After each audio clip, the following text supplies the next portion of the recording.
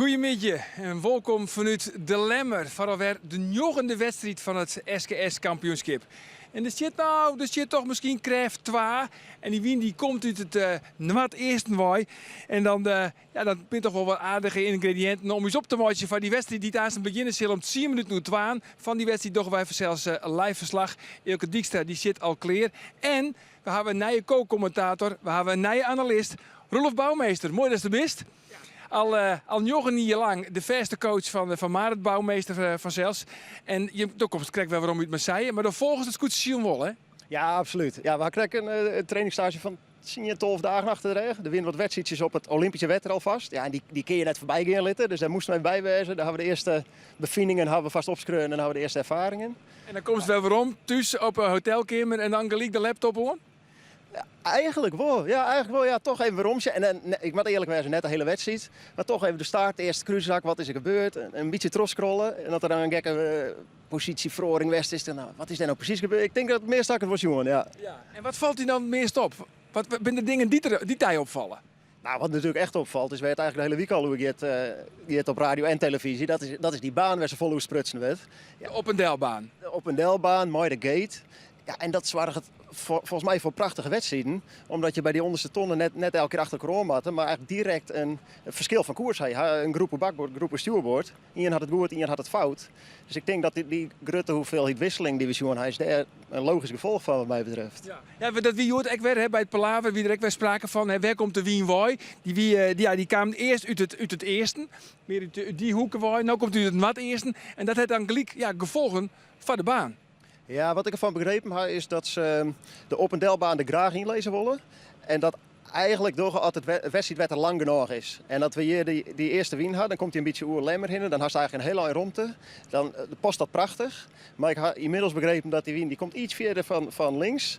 En dat het dan wat te snel wordt en er waarschijnlijk toch gekozen wordt voor een songles. Ja, nou, dat is nou definitief. We krijgen je een paar minuten voor het begin van deze uitzending. Ze zeggen dat het definitief een songles. Maar laten we even hier naar de wedstrijdleider. En dat is Gerhard Langers, de wedstrijdleider hier op een Lemmer. Net de volle wien en vanuit de Lemmer. Dus wat betekent dat hij wel redelijk kan slingeren. Dus het wordt de regen voor u. Wij hebben werken nog om er een goede baan in te lezen. Waar denk je hem nou aan? Om welke baan? Vooralsnog, maar deze wien wil wij een op-en-delbaan erin gooien. Mocht hij meer naar het noorden draaien, dan worden de rakken te kut om goed te kunnen anticiperen. Dus dan ben wij genoodzaakt, ik een prachtige baan vanzelf, om er een songles in te gooien. En bij een songles is het wat makkelijker om die tonsjes te verslepen, hè, als de wien al wat draait. Klopt. Terug dat er net in beide rakken tegelijk zield wordt, heeft meer vrijheid om een ton te verslepen bij een songles. En voor het publiek, kan die het een beetje knap zien? Songles is in principe de traditionele SKS-baan bij het publiek zeer geliefd volgens mij. Ik denk dat het publiek er heel erg wennen moest aan de op-en-delbaan. Maar nou iedereen dat een beetje in de gaten heeft, kerst maar bij de baan, gooi je het ziel zien natuurlijk. Nou ja, de komst van de Lemmer, duidelijk te jaren. Ik woon in Friesk. Jim Skipper leidt voorop in het klassement. Hoe stiert je het nou als Lemster? Nou, het zou prachtig wezen, maar als commissie ben wij uiterst neutraal. Dat is ik uw taak. Maar tuurlijk ben we hartstikke grutsk op wat Albert op het moment presteert. En we hopen dat hij dit volhouden kan.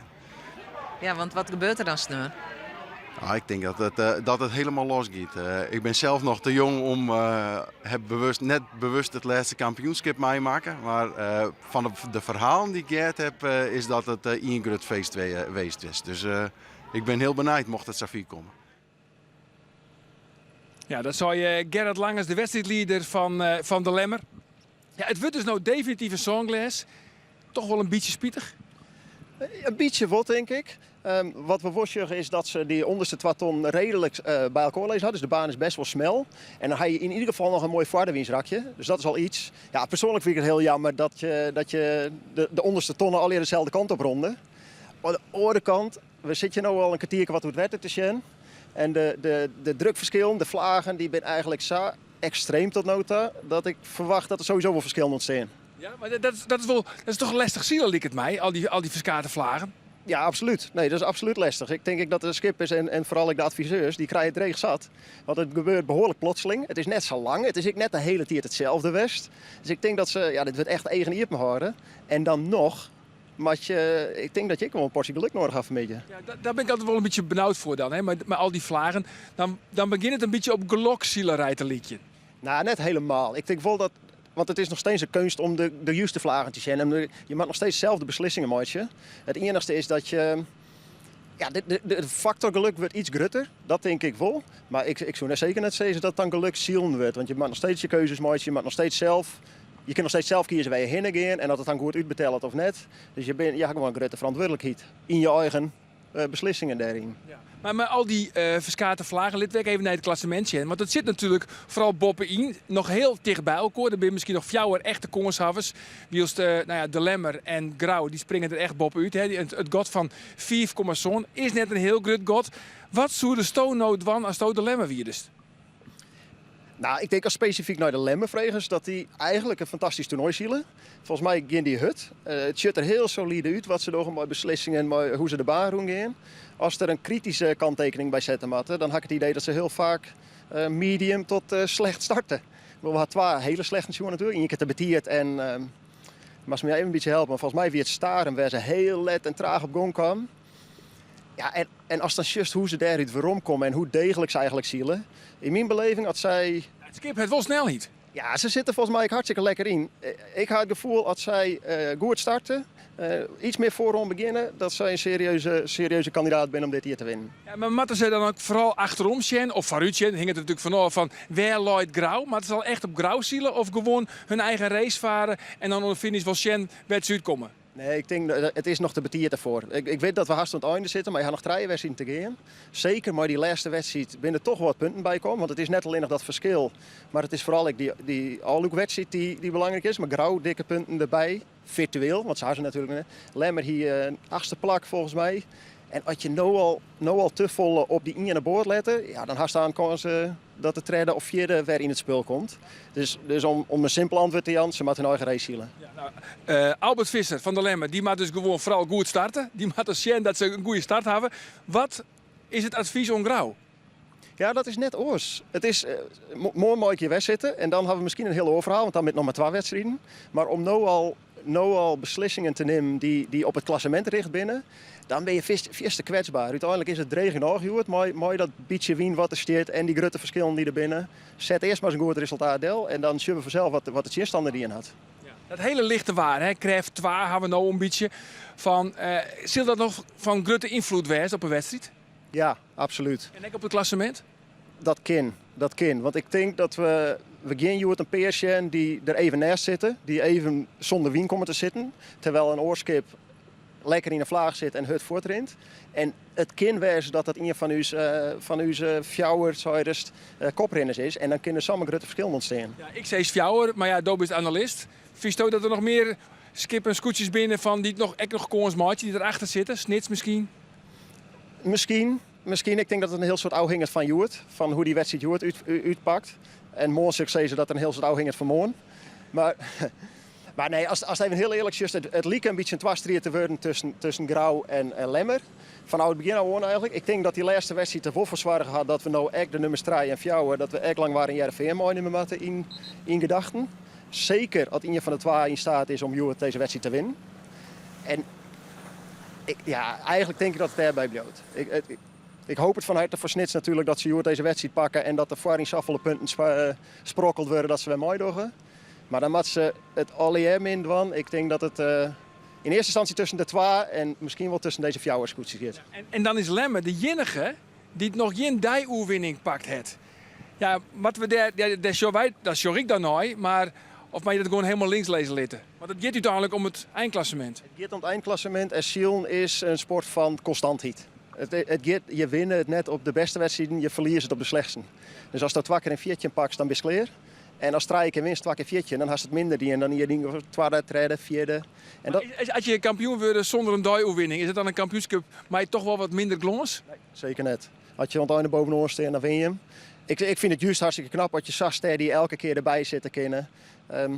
En wat ik zei, als zij haar wedstrijd zielt, waar ze misschien wel de snelste tierdel zetten van start tot finish, als de eerste minuut 4 is, denk ik. En dus wat dat betreft, ja, dat kan nog komen. En dan was tweede plak is ik mooi hak van de weekend in seizoen het. Ja, dat denk ik als coach in de topsport natuurlijk wel een beetje oorzoer. En ik zelf eigenlijk, hè, want ja, als je tweede wordt, dan ben je toch de eerste verliezer. Maar van hier op een lemmer, het is je eigen thuiswetter van Albert Visser.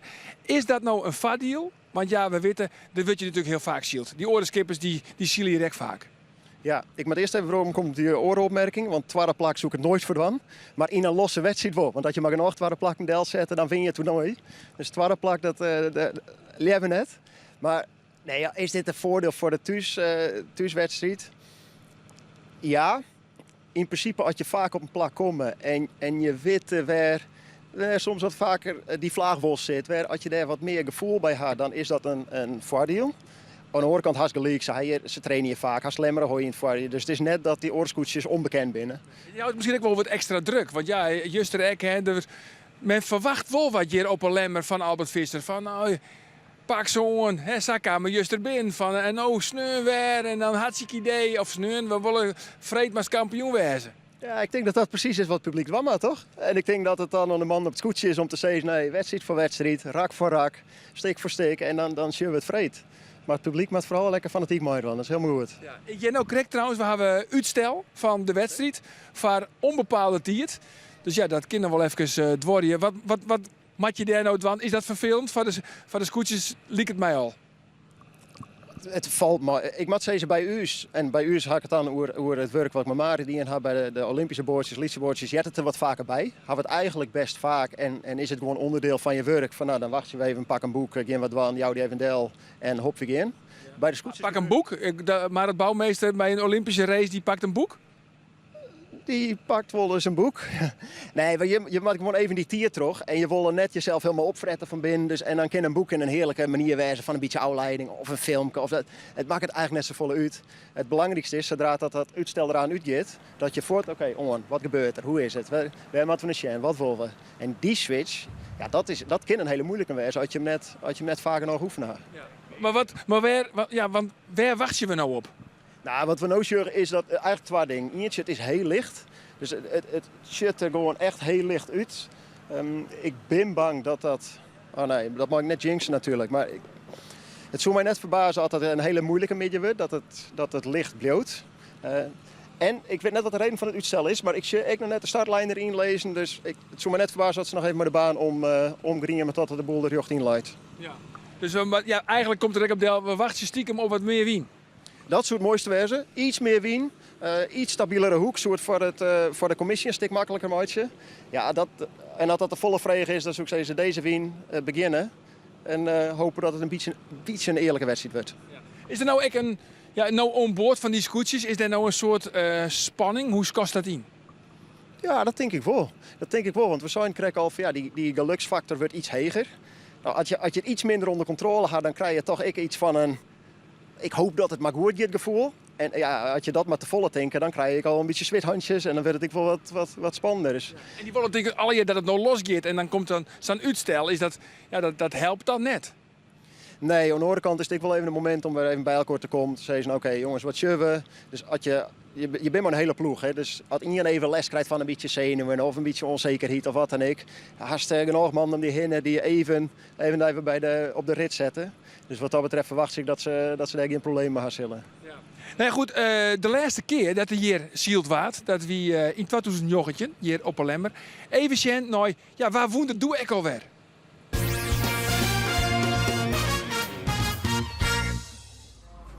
Wat waren we hier bedoeld met een prachtige zielerij op Lemmer. Lemmer 1. Het is de 9e wedstrijd in het kampioenschap. En de favorieten zitten al wat binnen maar op een start. Lemmer en het Jereveen. Maar Jereveen komt er heel beroerd uit. Maar achter een hele rige scootjesdel. En verliest op dat stuit de aansluiting met de koprenners.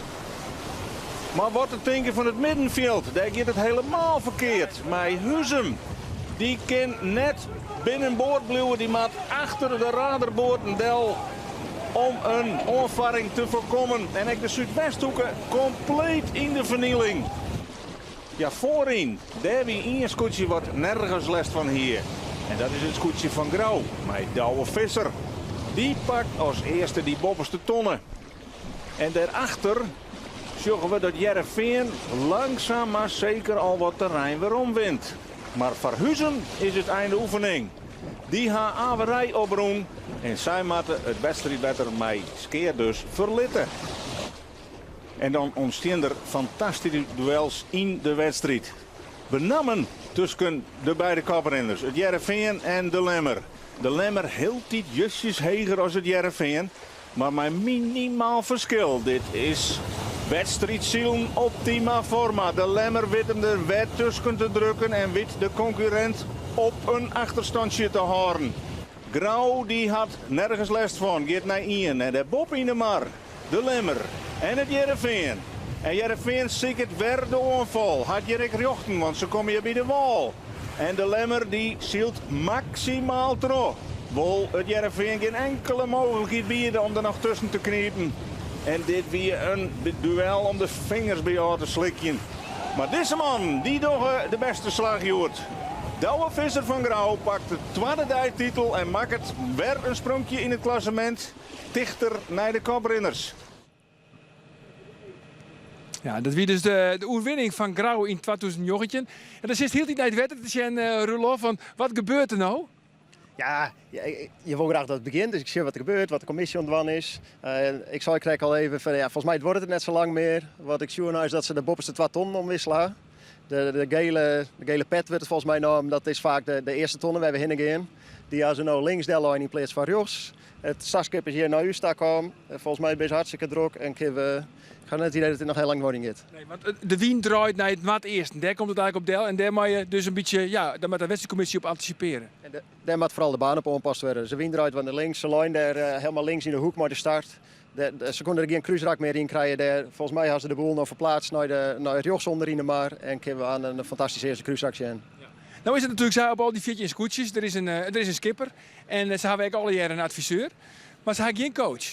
En in het wedstrijdziel ben je ook coach van Marit. En dan ben je al heel lang coach. Al jaren hier, welke stoot together, mooi die zus. En net oefendienstelijk, want ja, goud, zilver en brons op de Olympische Spelen. Maar zo'n deze scootjes misschien echt nog verlet herkennen van een coach. Zou dat helpen? Zou dat de boel nog verder professionaliseren? Ja, dat zou kunnen. Maar dan moet je wel een beetje invulling aan het begrip coach. Want het lijkt er soms wel op dat alles en iedereen is tjintwurg coach en had een coach nodig. Maar ja, het wordt zo net zo volle. Als zo is van ja, je zou het ook expert nemen kunnen, zeg maar, op een bepaald gebied. Dus ik kan me samen voorstellen dat een skipper heel goed is in iets. Maar dat er ik denk binnen waarvan die zegt van ja, je bent gewoon wat minder goed in. Daar heb ik expertise van of van een oor op het schip of van boeten van nodig.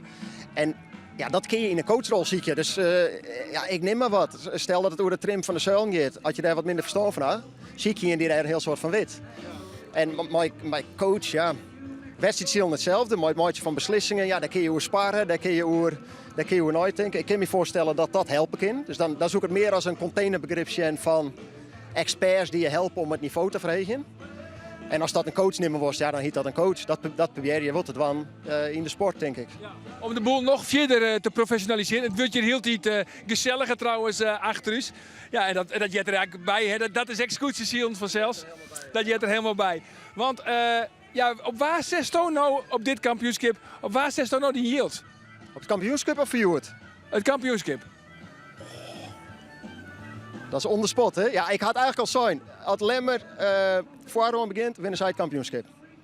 Dat is hoe ik erover denk. Als zij het lezen laten, ja, dan het zou toch wat wezen. Als het lang waar, maar de geschiedenis die ze hebben en nou die treien fantastisch winnen, die zitten er natuurlijk wel bovenuit qua wat ze doen dit hier. Dat zou wel een bijzonder verhaal zijn. Dat is natuurlijk een euforisch gevoel wat er gebeurt hè, bij het scootje van Langwaard als debutant skipper. 3 keer de dooioverwinning en ik mooi van in de top van het klassement. Want ja, dat zit me nou ook in één keer te binnen. Hast je ooit ambities hoorn om op een scootje aan de slag als bemanning? Of als adviseur of als coach? Nou, ik had de ambitie. Het is net zo dat het boven mijn bed hing. Het van ik mat dat een keer doen. Ik vind het wel fantastisch. Dus ik volg het altijd.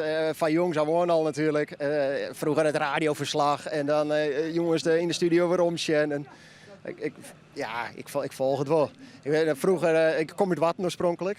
Dus opgegroeid met de gebroeders Brouwer bij de. Een soort door de vlier bij elkaar.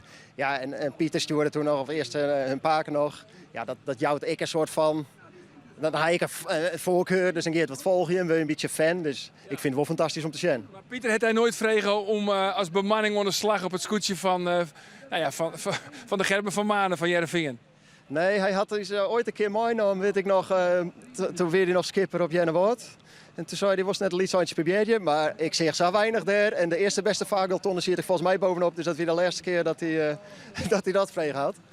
Maar nee, en het kwam er gewoon nooit van. Want wij winnen er ook in de simmer, dus 2 weken. En vergeet je net, het is net alleen nog deze 2 weken. Er wordt een soort traind in het voorseizoen, er wordt een soort wedstrijd neer. Dus het commitment is best wel hoog. Ja. Wat vies er trouwens, hè? Want een Pieter Jan Posma die is nou wel onboord, hè? Dan bij Sietse, bij het scootje van het Heerenveen als adviseur. Wat vind je daarvan? Een beetje de inmenging van de topsport bij het scootje Ziel? Ja, dat vind ik wel leuk. Ik heb trouwens een Scott op achtergrond. Volgens mij... 10 minuten Scott, ja zeker. Ja, dus nog 10 minuten, dan gaan we los, echt los. Ja, heel goed. Ik had er zin in. Ja, nee, dat is juist wel. Maar dat past een beetje in dat plaatsje wat ik zei. Van, ja, als skipper, je kunt net van de skippers verwachten dat ze alles maar kennen. Ja, ik zei trouwens Heerenveen, maar hij zit er vanzelfs bij Langwaar, hè? Ja, nee, maar je kunt net verwachten dat één persoon alles kent. En sowieso is het al moeilijker nog om een skip de baan te sturen. En daar ben je er ook mee. Ja, en dan is het hartstikke logisch dat je mensen meenemen die eigenlijk je eigen binnen. Die gewoon over het wetter sjuggen. Die zorgen dat ze de boel in de gaten houden. En ik snap wel dat je dan ziet je in de categorie mensen die dat heel vaak doen. En Pieter Jan is natuurlijk iemand die is al jarenlang op het wetter. Ja, die zit ik te sjen, die zit ik de vlaag. Het is een soort van tweede natuur. Ja, dat snap ik wel. Dat verbaast me net. Nee. En dan denk ik ook aan. Ik denk, ja, ik weet wel dat Zuid niet kijk, het is lastig te combineren. Maar daar zit ik jarenlang op het wetter. Een rol als adviseur zou daar ook wel passen. Ja, als ik de gedachtegang volg die ik krijg, dan moet ik daar ja op zeggen. Maar dan word ik voor de kanttekening maken dat je net te eigen wiers wijzen moet. Want het is wel wat oors. Het is alleen wat langer, het is wat minder opties. Je gaat net zo vaak door de wien, dat kost meer, er moet wat meer voor je tocht wezen. Dus ja, ik denk wel dat ik geschikt ben om hoe de baan te sharen en te zeggen van ja, hier is meer wien, minder wien. Ik zou deze kant op gaan, dit lijkt me verstandig. Maar dan zoek ik wel een pikker oefenje willen. Nee, dat begrijp ik heel dol. Nou ja, het 10 minuten Scott hebben we gekregen jet. We gaan aan zijn oer naar de samenvatting. Doop is co-commentator, dat is het te jaren met Elke Dijkstra. Ja, dat is spannend denk ik. Hij is nooit jaren dieren, maar dat lijkt het hier wel wat. Ja, ik vind het wel spannend. Het is een lange wedstrijd. Maar ja, volgens mij is het hartstikke leuk. Ik ging gewoon zien wat er gebeurt. Ik ging ervan zeggen wat ik denk. En dan hoop ik dat het wat afvoert voor de mensen die voor de televisie zitten. Nou. Daar ging ik heel dol van uit. Ik ben heel erg benijd. Nou ja, we eindigen altijd deze vastkoging met de tip van de analist. En dat gaat het net zozeer waar wint het kampioenschap, maar waar wint het Joert deze eerste dag op een lemmer. Wat zou je dan? Heerenveen. Heerenveen wint. En waar moet je dan het verslag? Is dat het gevoel of denk je dat ze hier altijd goed presteren? Heerenveen wint. Ik zou het mooi vinden, want het brengt de spanning nog meer in het klassement. Ik denk dat zij een goede wedstrijd hier de laatste keer. Maar bij de start krijg wat minder uit die hoek kwam dan Langwaar uiteindelijk.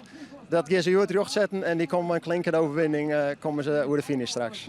Nou, hartstikke bedankt voor die kundige analyse. En we zullen zien of Heerenveen het Joert hier wint hier op Olemmer. Over een paar minuten gaan we hier los bij alweer de 9e wedstrijd van het SKS kampioenschap. Ontazen hier van de Lemmer. Dag.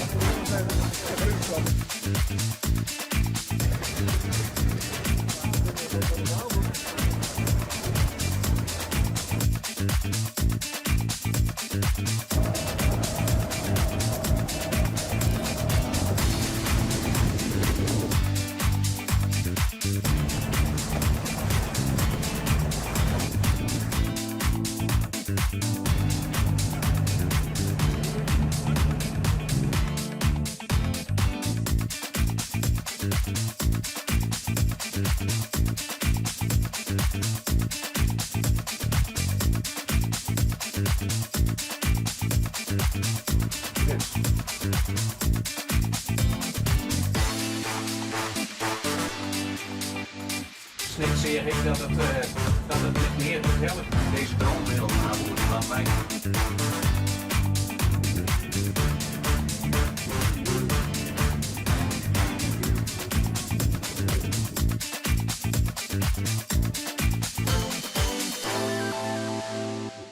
Dit programma wordt mij mogelijk maken door bouwgroep Dijkstra Drijfsma, FB Oranjewoud, Rabobank en Haima Hielkema.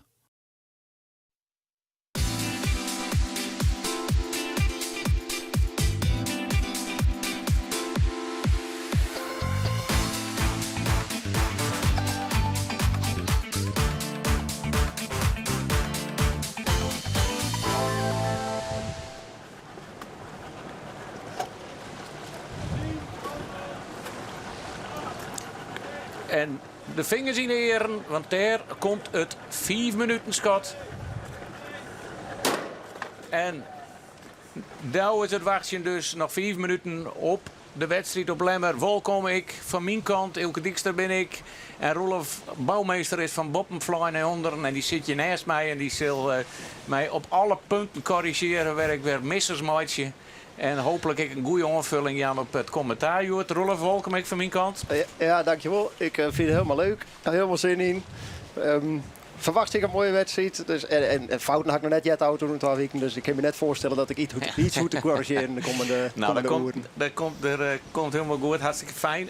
We zullen de baan in de Lemsterbaai. Het is wel de baan, hij is een beetje kanteld. Maar samen met Cecile, de start. Eerst naar Boppen, naar het strand om tonnen in je heen. Dwaas uur naar baan 2. En dan geven we weer nog een bopperste tonnen. Baan 3 is dat is het cruiserak dus. En daar weer onder en daar weer een cruiserak. En daar is het er al even over. Hè. Een Songlass ken wel, maar hij mag wel wat smelwijzers net. Ja, als ze het Songlass erin lezen en de onderste 2 tonnen lezen tegen nog bij elkaar, dan heb je nog een mooi rakje. En dat vinden we als Silas vaak mooi om te zien. Want dan kun je nog eens in inhalen. En als je dan krijgt aan de binnenkant zit, dan heb je misschien een ruimte voor de tonnen. Als ze hem heel breed lezen, dus eigenlijk de 2 cruiserekjes heel vier uit elkaar, dan is het meer achter elkaar oorzielen. En ja, dat is gewoon minder leuk om naar te zien. Dan wordt het meer een optocht dan een wedstrijd. En zat hij er nou in, Lloyd? Ik kom correct van boven. Lloyd hartstikke mooi, Lloyd smel. Er zit wat vlagen in. Dus er ben meer dan genoeg. Ja, dus juist die vlagen, hè, zoals dat nou, er zit best wel gong in, hè? De meer is van de morgen, dat we zeggen. Komt wat meer wien.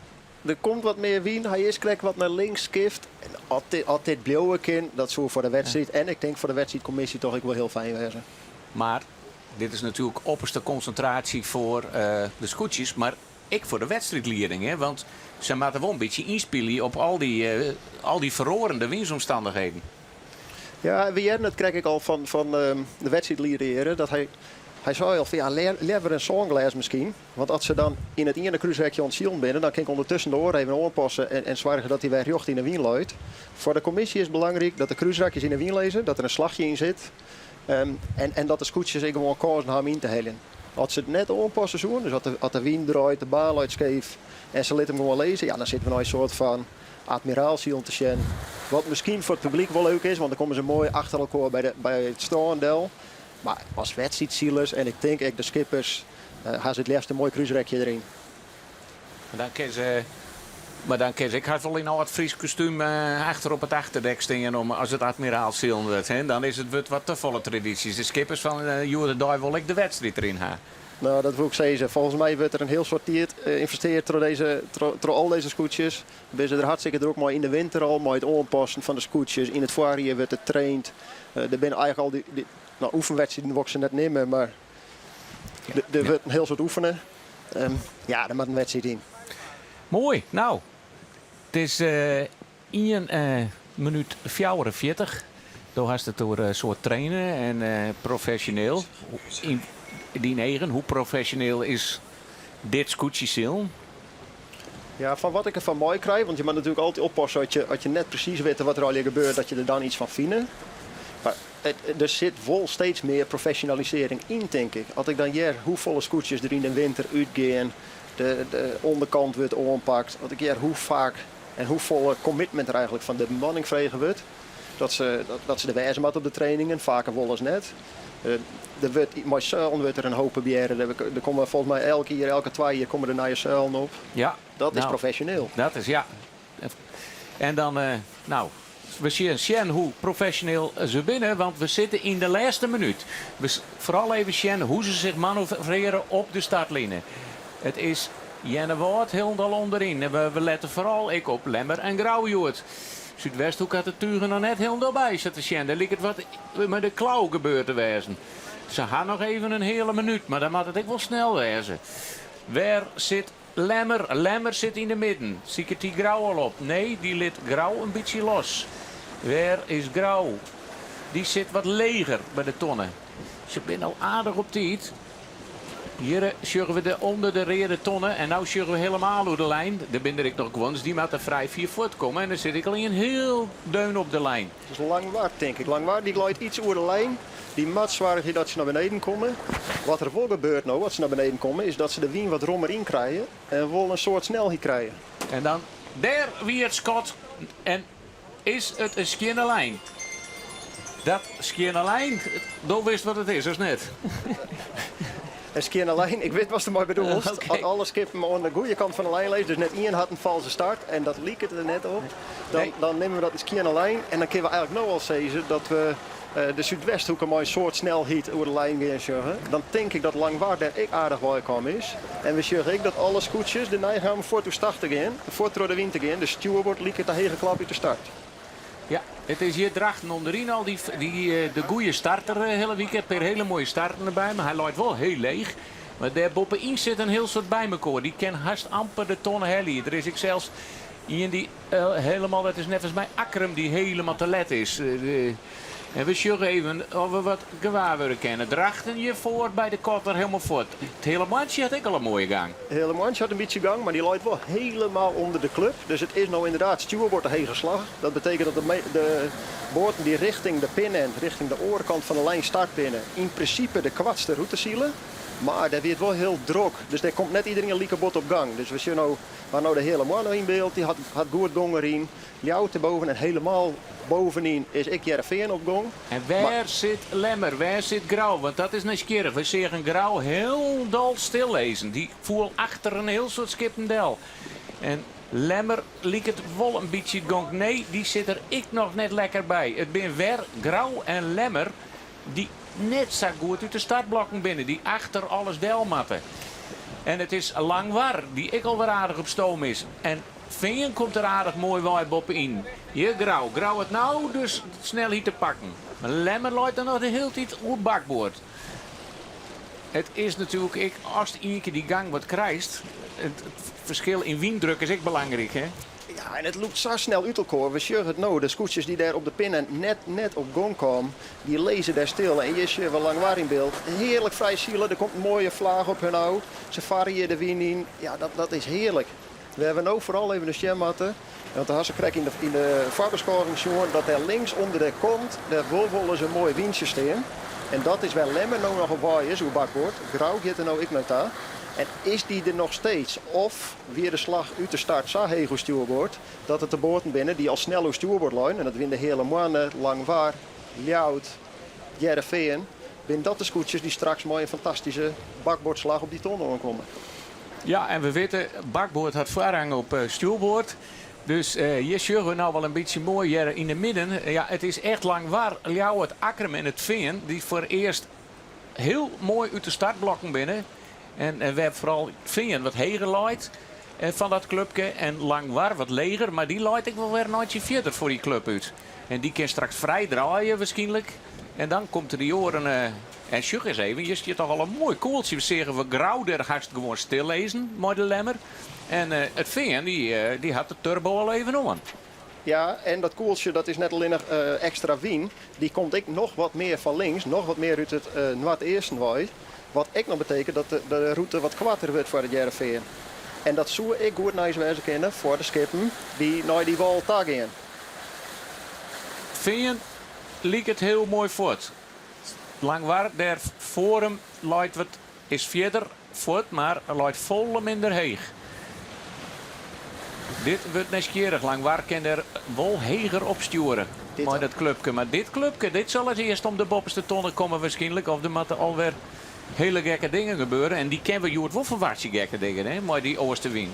We kunnen Joert wel gekke dingen verwachten, maar als we op dit moment zeggen, dan leidt Langwaar er wel weer fantastisch bij. Hè. Dan hebben ze weer een mooie start, hebben ze weer vrije wien, hebben ze dat skip weer voort op gang. En we hebben al een paar wedstrijden zien dat ze voort eigenlijk uit de start een behoorlijk gotje slaan. Nou ja, laat u het klassement er even bij pakken. Want de gebroeders Brouwer hebben natuurlijk een enorme klap uitdeeld op wat zijn. Terug als 1 en 2 eindigen. En toen wie Lemmer en Grauw zelfs tredjende. Toen scoorde het klassement weer in elkaar. En ja, we zitten natuurlijk nog verschrikkelijk betijd in de wedstrijd. Maar ja, we willen het graag een beetje spannend maken natuurlijk. Als het er nou zo uitzet, dan scoort het klassement nog volle verder in elkaar. Want achter Lemmer zit Grauw met 5,7 punten verschil op de Lemmer. En het Veen zit 12,9 verschil tussen. En dan komt trekje aan. De Zwan, die we nou door de wien gaan sjuggen. En maar Sietse Brouwer, Jereveen, krijgt hem nog even heel mooi heeg. Maar het is potverdikje wel lang waar die gewoon geweldig uit de startblokken komt. Het is in je debuut hier, dit is toch net Leeuwen, Roelof? Nee, dit is ik zou het krijgen de voorbeschouwing. Het zult toch net dat je in je debuut hier mooi de meeste overwinningen mooi door om het kampioenschap. Overigens is het Ekwe Huzum. En dat is ik net voor het eerst deze week. Die een mooie slag had. En van het begin nou er gewoon weer knap bij zit. Volgens mij had deze 12 koor behoorlijk kennenleerd. En mag me even helpen, Ilke, welke wedstrijd dat weer. Dat ze machine 12 fantastisch voor u doen. Maar ik zie hier haast een kopie van dat scenario ontstaan. Ja, maar ik schat toch in dat Huzum nou wat is. Maar ik wil even één correctie, Jan. Want waar komt je ik wel aardig uit dat kruisrak? En komt er nou toch weer wat dichterbij? We zullen het zeggen, Lemmer is net eens zo raar uit dat slagje komen wat hij weer naar de dik te maken had. Want die komt nou weer heel dicht. Daar gaan we Lemmer alweer. Die komt wel achter dat clubkedel.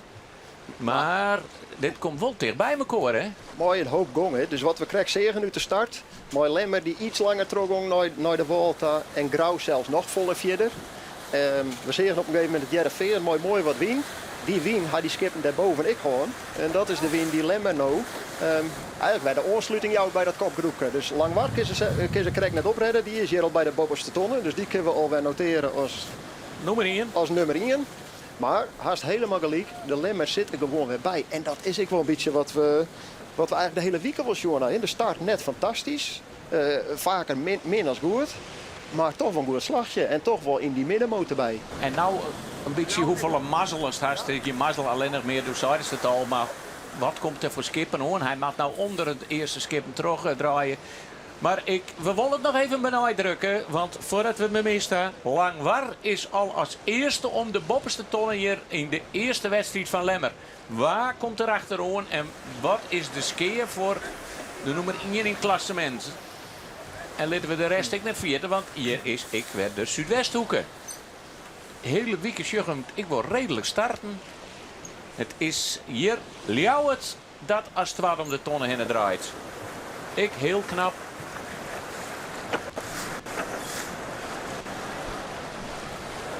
Het Veen, hoe stuurboord. Ja, had hem romoesield. En de Zuidwesthoek draait, dat mat ik. Want hij met Varang aan de Zuidwesthoek. Het is wel altijd gevaarlijk, hè. En dan komt er nog een aan, want het is Akrum. Maar daar zit Sietse Brouwer. Wel, die wordt wel beschermd door Auke de Groot. Ja, daar kun je krijgen. Helemaal nee. Ik was stuurboord. Hier komen wat situaties. Mooi Lemmer. Hier zit Lemmer. En hoeveel scootjes zitten nou nog tussen? Toch wel een soort weer, hè? Er komt toch nog een hele club om. Hij liek zo'n mooie slag te krijgen. En dan is het toch wel weer moeilijk, hè? Want dan, we hadden al een paar keer zijn, het is de klassementsleider, ze staan bovenaan, maar ze hadden net een wedstrijd gewonnen. En als je op dit plak beginnen moet, ja, de eerste die binnen al zo'n weer voort, de mat, nou, ik wil net zeggen een wonder, maar er moet wel wat gebeuren om van hieruit een overwinning op je naam schreeuwen te kunnen. Hij had natuurlijk twee dingen werd er zeker van wit. Dat zijn skip goed rint. Want hij had ik al eens mooi een valse start. En is hij weer nog in tweede plak gezield.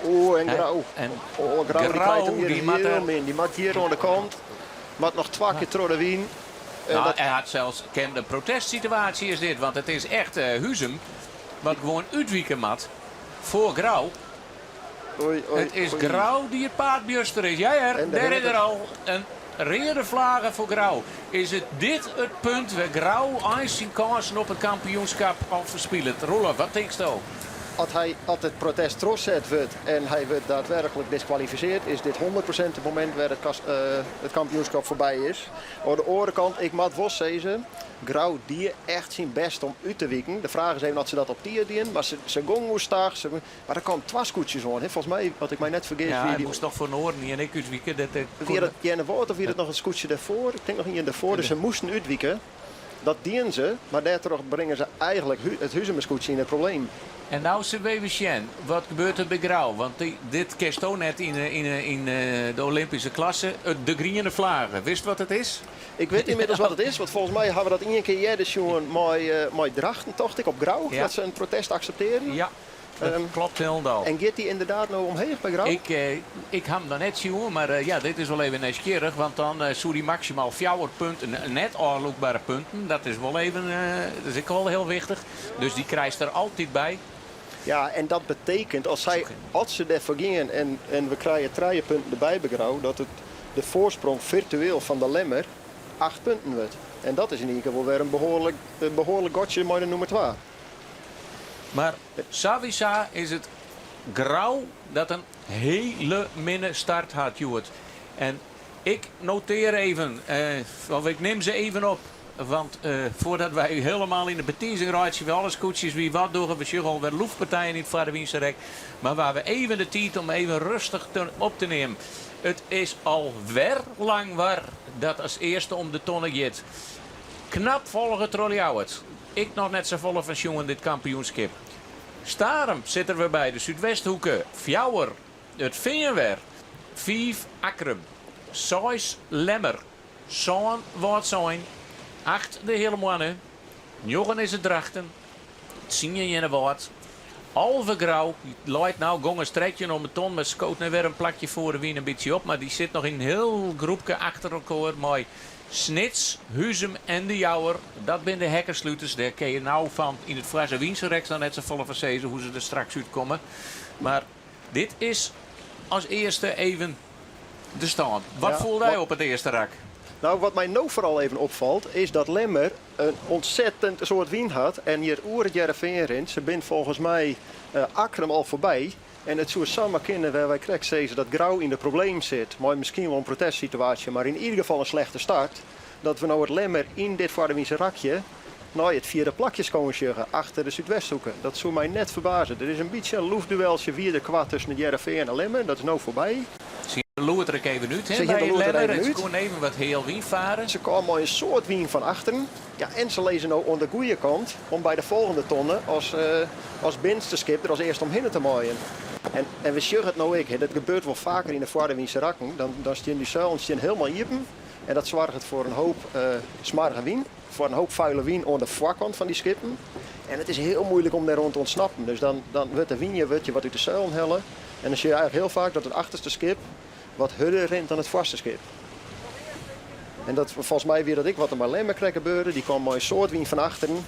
Ja, en dan kun je je haast net verdedigen dit jaar, want die had gewoon meer gong.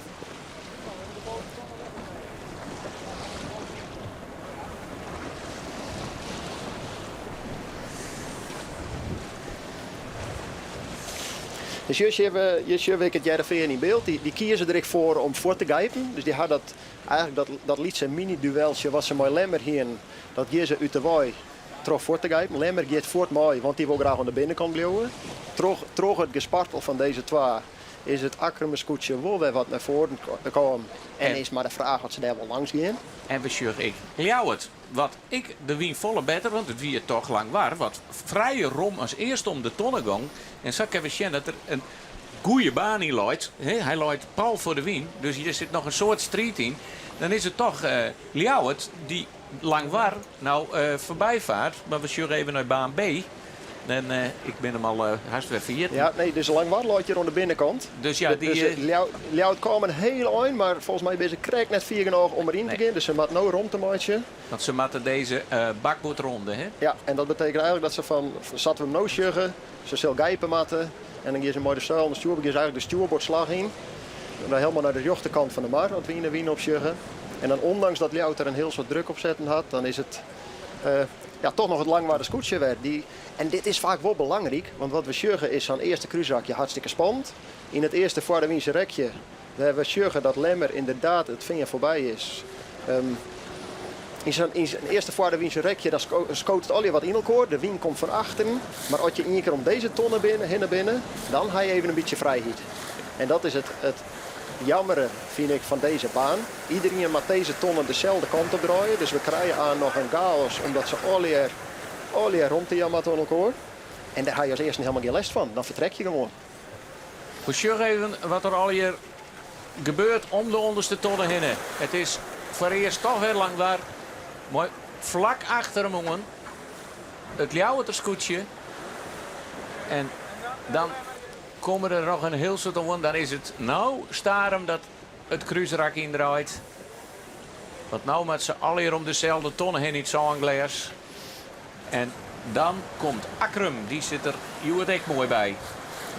En daar is Lemmer. En die is het vinger voorbij. Lemmer scoot een plakje op naar 5. En Jereveen die zakt het in. Het is hier de oranje wimpel van Albert Visser. Mooi het Lemsterscootje dat toch een fleskwatje jouwt op zijn kampioenschap. Alleen nog, we zijn nog ontzielen.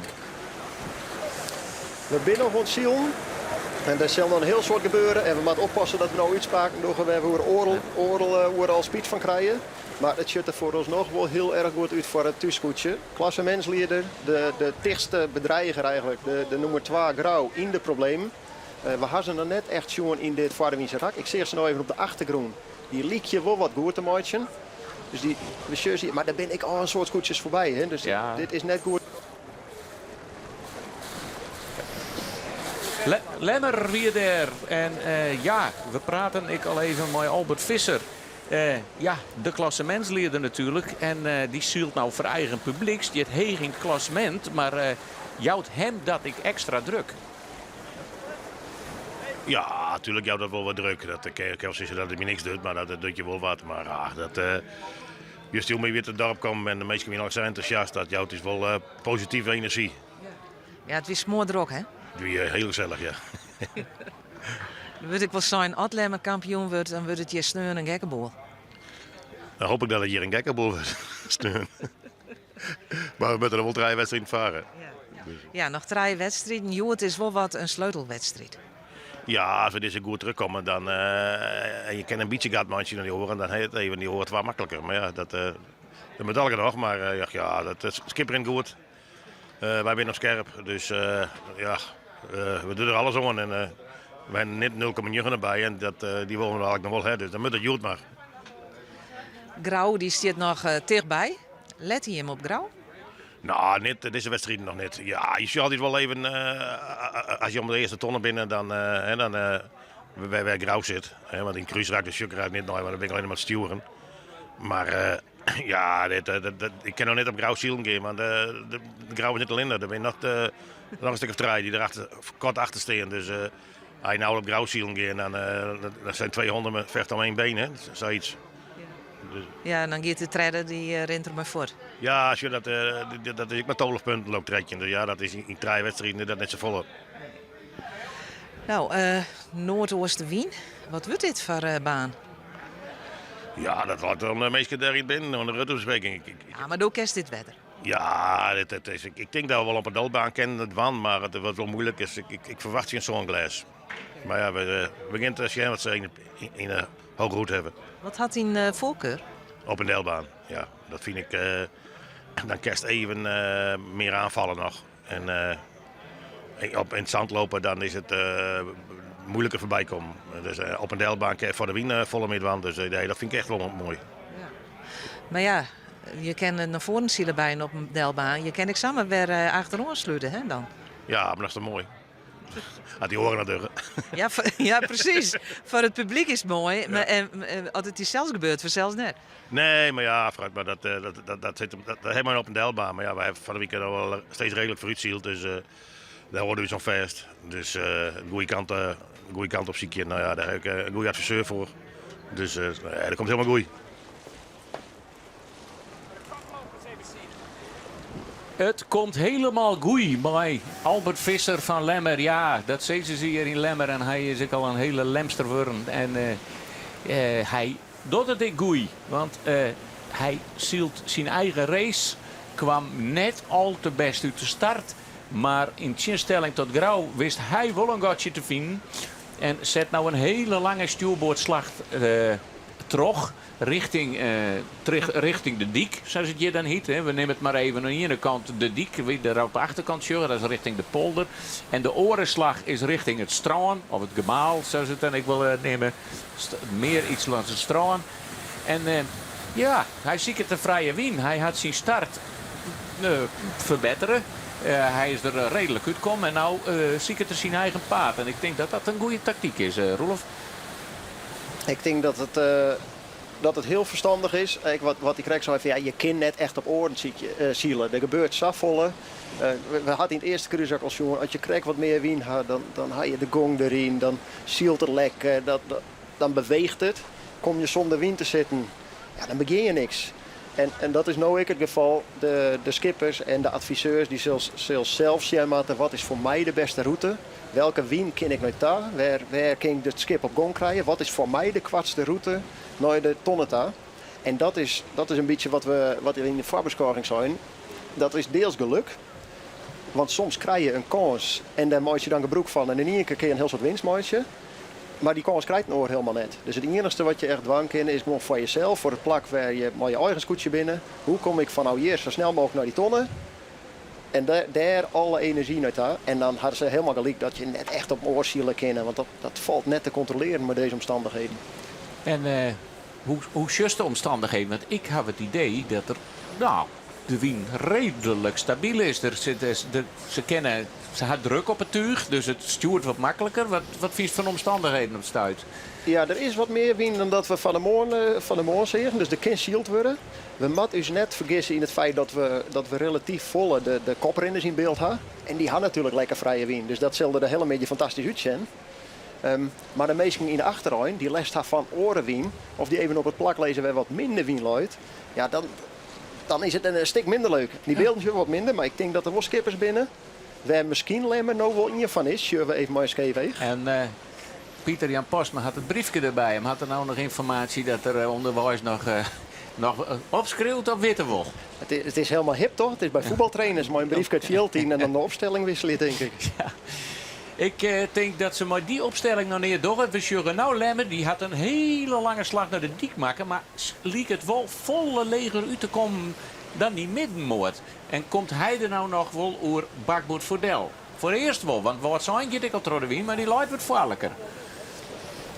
Maar als er nou uw bakboord de tonnen bezielen kan, dan had er natuurlijk alle romte, hè? Of dan had er alle voorrang van iedereen. Maar dat er nog een kwart stuurboordslagje maatje, maar dan wordt het ik weer wat link. Ja, en toen we ze krek in beeld hien, dan was je nou wel een heel soort wien en een heel soort gong. Maar krek voordat ze hoe start gong, hadden ze wel even een momentje al mooi wat minder wien. En de grote vraag is nou even, hadden ze daar een soort last van? Ja, maar Sjoggen zo'n het zog van het zog is dat schoon en de weer achter het scootje.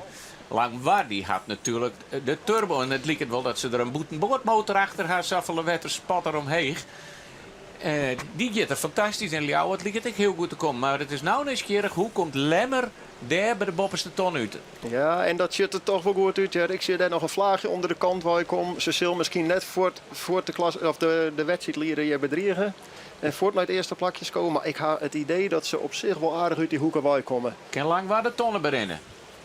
Ze moeten nooit de tweede, hè? Die loopt er nog wat verder. Ja, dus Langwaard die mat nog een keer door de Wiensa. Dat gaat ze sowieso nog wat snelheid kosten. En dan is het verschil met die twee scooters die daar op het bakbord aankomen net zo heel groot meer. Maar En dan Lemmer moet nog een slagje maatje, hè? Die kennen bezielen, die kennen bezielen. Langwaar kiest voor zekerheid toch een tussenslagje. Die gaat nou als eerste om de bopperste tonnen voor het publiek wat je manmachtig weer als elke dag hast op het scootjesiel nakomen is. Maar het kotje is toch wel aardig, hè? Alleen zien we dat Ljouwert wel aardig wat verlen had in dit slagje. Want die komt er waarschijnlijk wel met wat aan en mooi Lemmer in de klins. Die treien die komen al kort in. Ik weet net dat Lemmer het wel heel en wat zou nog volle moeilijker. Ik weet net dat hij de boei wel heel gaat en dat hij de tonnen net heel kennen. Of daar heel lang weer doorgaan een opschitter. Ja, dat is natuurlijk het droomscenario voor Langwaar. Want die ben al in Vaardewiense rek. Die had de gonger al in. Wat zijn die kilt de fok al? Die is hem aan het opprikken. En Ljouwert daar terug helpt het krek wel en bleef gewoon op tweede plak. En dit kost Lemmer een heel soort tijd. Ja, want daar in de achtergrond komt het Jenne op. En dan moest ik al haast besluiten om even door de wind te gaan, denk ik, zolang als nog een beetje gong hast. Of komt Lemmer er mooi een opstekker omheen? We sjuggen.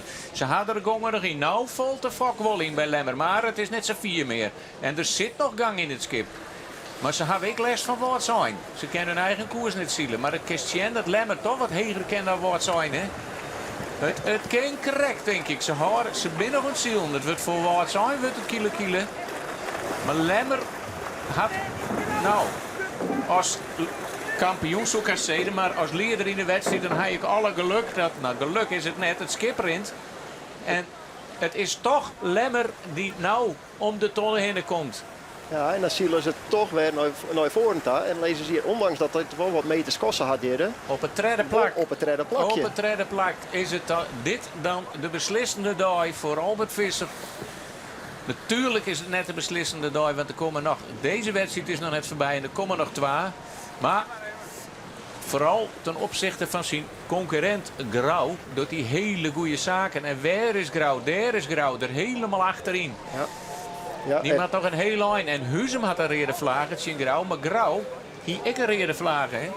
Ik ben Grauw zeggen we rode vlaag. En we gaan ervan uit dat dat in dezelfde situatie is. Want we hebben niks oorzien dat er gebeurd is. Of hij maakt hem trop protesteren terug hier. Maar ja, hij moest door de wien.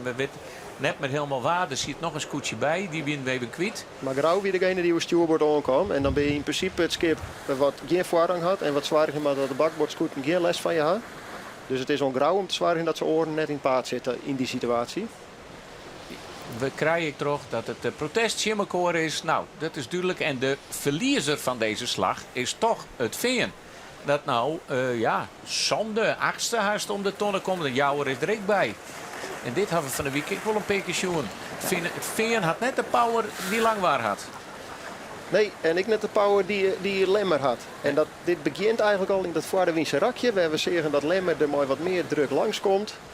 Die had dan ik voorrang bij die onderste tonnen. Dan ben je krek even eerst in de volgende wien. En dat telt dan alweer op. En dan kom je weer in die middenmoot terecht.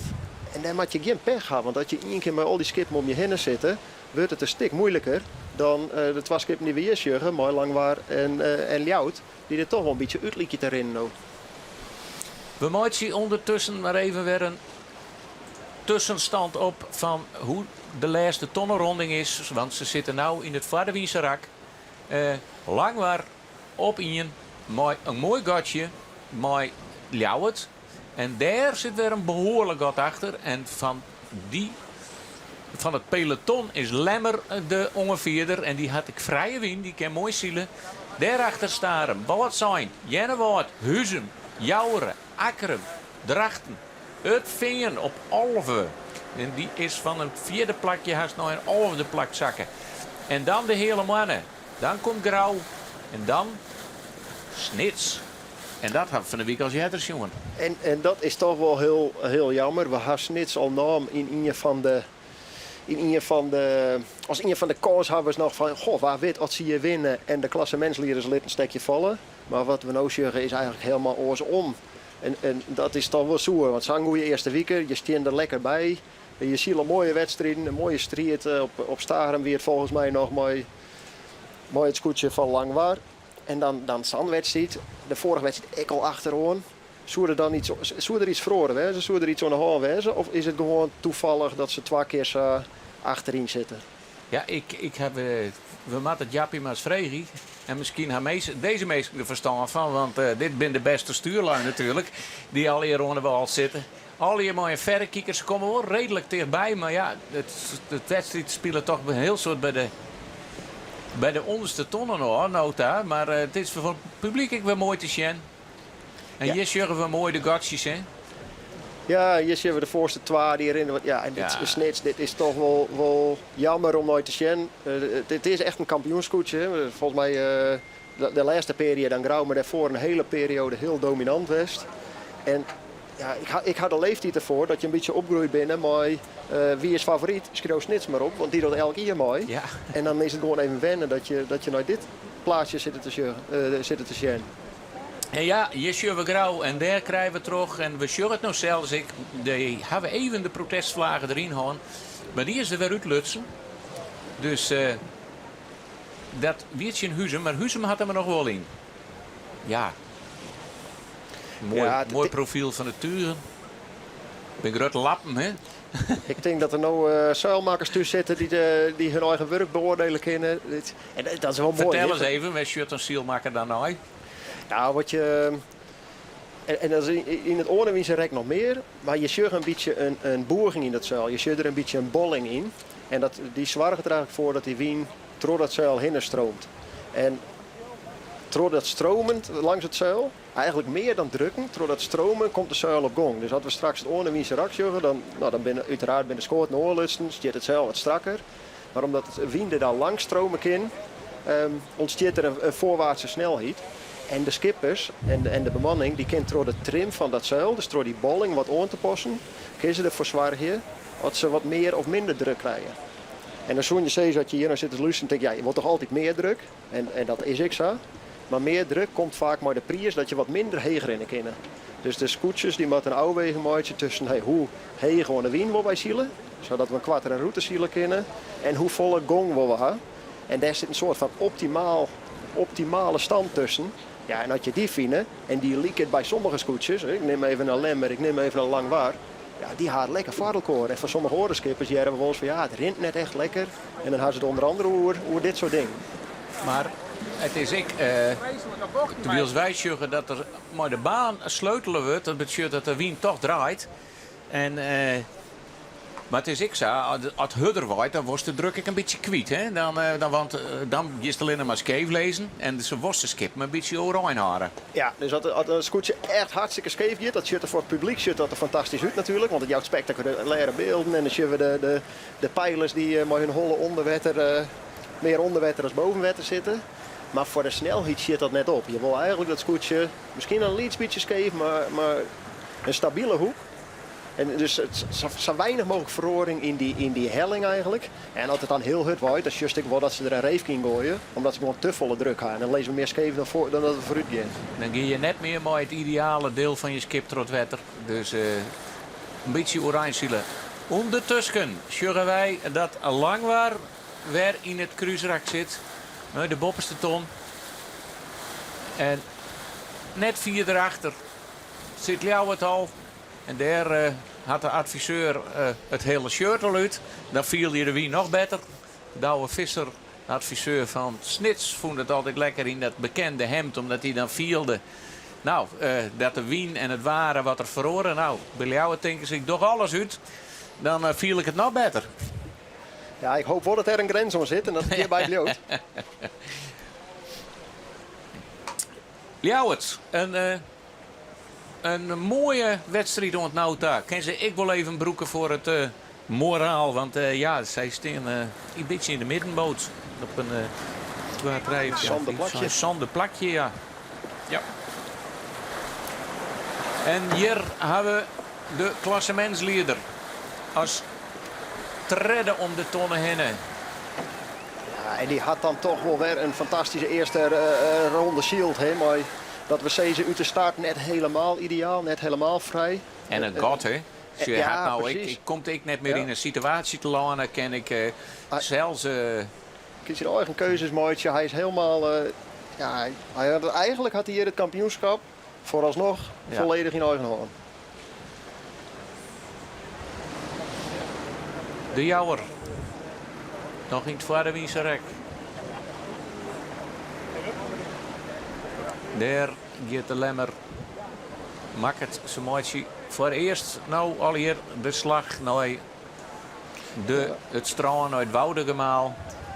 Ja, en dat is het jammer. Hè? Dat hebben we al eerder zo van deze baan. Ze worden min of meer verplicht om deze kant uit te gaan. Want we moeten al die tonnen op dezelfde manier uitje. En het kost nou een keer een heel soort tijd om door de wind te gaan. Daar verlies je gewoon een hoop snelheid mee. Dus de mat wel een hele goede reden wezen om voor door de wind te gaan. En nu ik dat steeds we dat volgens mij voor gebeuren. Ja, het is door de En wind. is het Ljout die het initiatief neemt en als eerste door de wind gaat. Het lijkt ik dat er een aardige skifting zit. Want Langwaard die maakt wat deel houden ten opzichte van Lemmers. Dat hij alleen nog gaat de gang vol. Maar wat doe je met een skifting? Want straks krijgen we weer gunstig. Ja, dus wat de adviseurs nou inschatten moeten, is als wij nou door de wind gaan, dan hebben we hem hartstikke goed op stuurboord. Want dan zei ze al, hij maakt een beetje delja aan uw bakboord. Dus als hij nou door de wind gaat, dan is het op stuurboord hartstikke mooi. En hij hem dan mooi genoeg om die tonnen aan te rennen. En ik denk dat de adviseur in dit geval, Pieter Jan, dat die zegt van nou, doe maar een lietsandje verder. Want als die wind dan zo mooi steen blijft, dan hoeven we net nog 2 keer door de wind. Kunnen we in één keer die tonnen aanrekken en dat bespaart ik een heel soort. En dat is een hartstikke logische gedachte. Maar dan moet die wind wel uit die richting blijven waaien totdat hij bij de ton is. Maar gewoon een planmaatje en dat ik volhoud. Hè? Want twijfelen, dat lost ik niks op. Twijfelen lost niks op. En als je één keer commit binnen, dan maak je maar het beste maatje van de keuze die je maken gaat. Want anders wordt het wel heel rommelig. Ja. Maar we zien wel nou, ik neem het dan wel een split. En dat betekent eigenlijk dat de nummer 1 gaat de ene kant op. De nummer 2 gaat de andere kant op. We hadden het natuurlijk een heel soort jongen als we de bekende gatebaan hadden. Want dan komt dat soort van automatisch. Maar nu zien we het een beetje forceerd door Ljout eigenlijk. Ljout gaat hoe stag en die zwaart ervoor dat ze echt de orenkant van het cruiszak opzietje dan de Langwaard. Ja, die kiest ik gewoon misschien voor de ongeval. Zo van, wil ik deze 2 weken, deze SKS 2022 nog wat glaas aan, dan wil ik wel een die-winning hebben. Pak die winning maar. Ja. Ja, en dan is dit wel een mooie dag, hè? Want het publiek zit helemaal machtig hier op het strand. Ja. Het is Langwaard die helemaal terugzet en dan toch ik wel weer wat gunstiger. Maar we zorgen wel in het streepjes van de trek en trace wat er achter die skip mooi hangt. Hoe wisselend die wien is. Het is gewoon continu opletten blijven waar de wien bij komt. Ja. Ja, en we zien je nou ook hoe want we zijn krijgen van ja, het ziet er wel mooi uit, er staat genoeg wien. En bij die vasten is dat ik zo, maar hier als dan in de middenmoot juist en je moet een beetje op elkaar wachten, dan wordt het lang voordat je weer op gang bent. En dan die vasten die rennen maar uit, die zie je nooit weer om. Maar ik kan sterk wat uitlezen, want het is net als mij zo van de vasten die gaan toch een maagdelijk land en die ploegen steeds maar het hele wetter om. En toch al die stromingen, daar had nou die achterste scootjes les van? Ja, dat ik. Maar wat nog volle meer denk ik onderhouden is, Joert, is dat ze de vasten die hoeven nergens in te houden. Die kunnen gewoon elke tonne oren dat zij willen. Ze maken de ideale bocht. Voor de mensen die de Formule 1 voor wat volgen, ze ziet je de ideale apex op, zeg maar, om langs die bocht te vliegen. En als je dan wat meer in de midden leest, of je leest op zon de achtste plakje, en dan lijkt de scootje aan de binnenkant, of nog erger, dan lezen 12 treien, die moet je rond te aan. Dan moet je eerst de snelheid eruit halen. Dat is eigenlijk al heel raar natuurlijk, dat je snelheid eruit haalt terwijl we in een wedstrijd zitten. Maar dat mat vol, want we moeten rond te aan. Maar daarna moet je ook weer op gang komen en er staat net zo volle wien. Ja, we zien het nu hier bij het veen. Ik denk dat het veen is, wie lijkt er nou zo te zien. De hele mannen. Of is dat de hele mannen? Ja, mooi vinden, ja. Die lezen je voor anker. Ja, en die 2 scootjes, Grauw komt er nou aan, die komt met zo volle meer snelheid. Ja, dit kost zafvol, dat is gewoon heel pijnlijk om uit te zien. Dat komt wel heel goed, maar daar haast we verrest niks aan, hè? Haast er helemaal niks aan, want dan zeiden ze het al, gong is alles, maar dit soort waar. Als het scootje maar 1 keer op gong is, dan kun je sturen, dan kun je ergens naartoe, dan kom je ergens. Ondertussen zien we trouwens. Dat Ljouwert al 2 keer weer door de Wien West is, hè? Alweer een tussenslag. Ja, en dat Langwaard de goede beslissing maken had. En achter Langwaard hoor, zeg ik Lemmer dezelfde kant op gaan. En volgens mij is die er ook heel dicht bij het tweede plakje. Ze binnen nog net, maar... Ze binnen zitten wat in de slag van... Ja, Lemmer is wat vierde tros zetten, Ljouwert een tussenslagje maken. En die denkt van nou mag ik wel Lemmer in de gaten horen. Daar bleef ook een beetje boven, die doort net die slag erop te zetten. Het wordt er net erop te zetten, wat wel heel knap is om te zien. Maar hier zien we het wonder van Langwaard dit hier. Het is Harmen Brouwer, mooi de jonge Jan. En alweer het god wordt gigantisch mooi de nummer 2 en 3. En dan hebben we toen Ljouwert en Lemmer die nog een heel mooi voort binnen zijn sjuggen. Ja, dit is weer een prachtige race. Wat zitten deze mensen in de flow? Ja, en stiekem zoen ze net te stinken van... Goh, wat is het jammer dat we zoveel punten lezen in de eerste weken. Want dit is kampioenswaardig wat we zeggen. En ze binnen aan, stel dat het sabloot, stel dat we finishen wat we nou lezen... dan is het skip maar de meeste overwinningen. Komen ze op 34,6 punten. Maar als Lemmer dan naar het tweede of derde plakje zit... dan is het verschil eigenlijk te groot om nog serieus een onval te doen. En dan is het wel heel spietig dat je al zoveel punten eigenlijk om je broek ging je naar. Ja.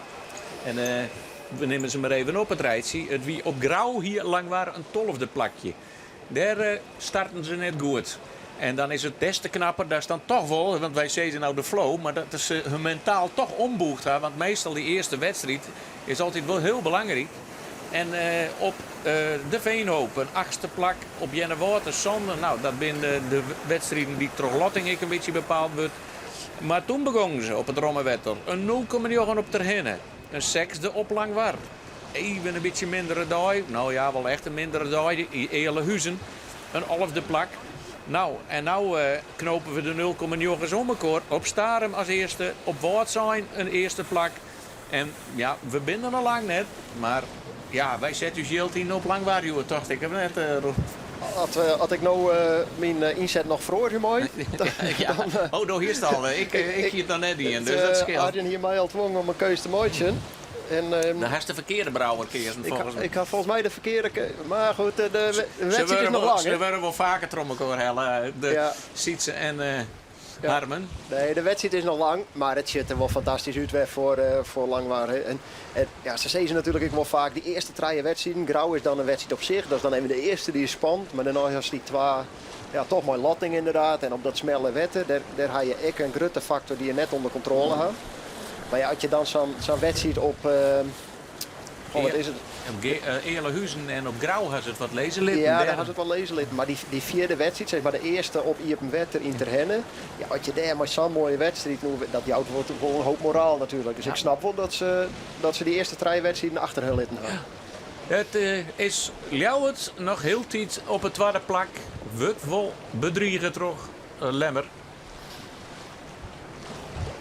En hier Grauw helemaal achterom. En ja, het is het hier van adviseurs. Daar jerven ze de hele tijd door. Ja, het klassement stonden ze op een tweede plak. Maar ja, hoe past hij zijn tactiek om een Juwet? Ja, nou, dat vertelde er van hem aan. Maar ja, wat zou het allemaal erover? Er zijn 3 of jouw scootjes die denk ik wel een kans meisje om kampioen te kunnen worden. Dus in dit stadium had je het nog gewoon van wedstrijd tot wedstrijd beschermen. En wij proberen gewoon een heel goed resultaat te halen. En ik denk dat naar het klassement zien, dus dat is direct iets de wedstrijd rekening mee houdt. Dat op zijn betiert morgen gaat gebeuren. Mits je natuurlijk goed, je wordt een goed resultaat halen. Ten opzichte van de horenscootjes. Maar Juwet is eigenlijk wel een sleutelwedstrijd, een kaaaiwedstrijd. Ja, denk ik wel. Ik denk dat naar Juwet wel duidelijk wordt. Nou ja, stel dat Lemmer een heel goed resultaat haalt en de horen draaien minder. Ja, dan is dit Lemmer met een mooie strakke serie er wel heel erg goed voor. Natuurlijk. En andersom, stel dat Lemmer Juwet net een goed resultaat haalt en de horen draaien wel, dan wordt het nog heel spannend. Ja, want stel dat dat gebeurt, dan heb je best wel kans dat er fjouwe scootjes behoorlijk dicht bij me komen te staan, inderdaad. Dus dan wordt het een hele mooie apotheose, hè, nemen we dat. Ja. Hey, nou, we zien Joet, dat is bij Douwe Visser aan boord, Douwe Stewart, dat is de adviseur. Wat doe je krijg? Wat ik doe? Ja, hoe stuurt hem aan? Nou ja, wij hebben voor de wedstrijd geen Douwe en Albert, dus zijn zoon, hebben het erover van hoe willen we starten. En dat beschouwen we eigenlijk de laatste 20 minuten van de wedstrijd. Daar begint het mee. En vervolgens dan komen we in de uitvoeringsfase te lonen. Dan gaat Albert, die voorop staat, jouwt daar de laatste signalen oer in dat stukje van de uitvoering. En dan vindt de startplak. Nou ja, en vanaf dat moment dan ben Douwe en ik met name mij kwam daar in gesprek van hoe we zielen willen, welke klappen we meidje willen. En Albert die doet de fok. Dus die zal ik vanuit daar waar ik nog wel snel anders even dingen roepen van nou, ik heb net fijn of wat dan ik. Dus dat zag dat bij ons. Dat wie de adviseur Tammo Oosterhof van het Grausterscootje. Nou, de klokken lieden nog net voor hun deze wedstrijd. En hij begon ik mooi dat Lemmer een hele goede slag slaat zoals Joet een goed resultaat. En dat liep het er ook op. Want het scootje we nou om de tonnen in het draaien sjuggen, had nog heel tijd de reden protestvlagen in het wand. Tjen Douwe Visser van Grauw. En ondertussen is Langwaar, ja, die mooi straks. Ik wil weer eens oppassen, want dan zien we het scenario van waar wie het op Starem ontstaan. En dan moet er weer een wedstrijd in de wedstrijd, want dan komt er straks nog eens een keer in het Varwinse rak de oren scootjes hier, hè? Ja, dat gebeurt sowieso. In Starem hebben we natuurlijk nog meer dat ze gewoon de achterrij inhelden. Dat weer toen een hele sneuwbak eigenlijk voor Snits. Die de les hier van de achterrinners. En toen ontstond die situatie, werd een heel sport te sprutsen is al weer langwarige broek van Moitje Koer. Die had toen een mooie actie om het eerste plakje te nemen. Joert zal dat net gebeuren, want Joert hebben natuurlijk een songlas, hebben twee kruisrakjes. Dus ze komen wel, hij kan er wel inkomen, maar hij maakt een orenhoek uit dan de oren. Hè? Ja, hij maakt uiteindelijk nog een orentonnen daar. Dus in ieder geval net, ze komen elkaar sowieso chin straks. En ze zullen wel stagelijk in een kruisrakje komen kennen. Maar het maakt wel heel raar in, wil die de achterlijn inhalen. Nee, maar ze zitten wel in een orenbaan, maar die ton lezen zo snel in elkaar. Ja. Dat ze moeten er wel, daar mag er wel mee rekening. Hè? Mag er rekening mee houden. En het is wel zo, ondanks dat je dan misschien voorop lezen, het tellen nog steeds dezelfde regels. Dus het is net zo dat Langwaar samen met die in een stuur wordt luid en een rakje voorluid, dat ze niet een keer voorrang had. Ze maakt nog steeds aan de kant voor een bakboordskip. Ze maakt nog steeds uitwieken als een oor voorrang had. Ja, dus daar moet je gewoon rekening mee houden. En ja, dan zie ik even het afstaan, want we hebben het nou mooi in beeld. Voor wat Langwaar van Ljouwert is. Nou, en ik ging het net in honderden meters zeggen. Het is een hele kilometer. Een hele kilometer wat Langwaar al uitrint op de nummer 12 Ljouwert.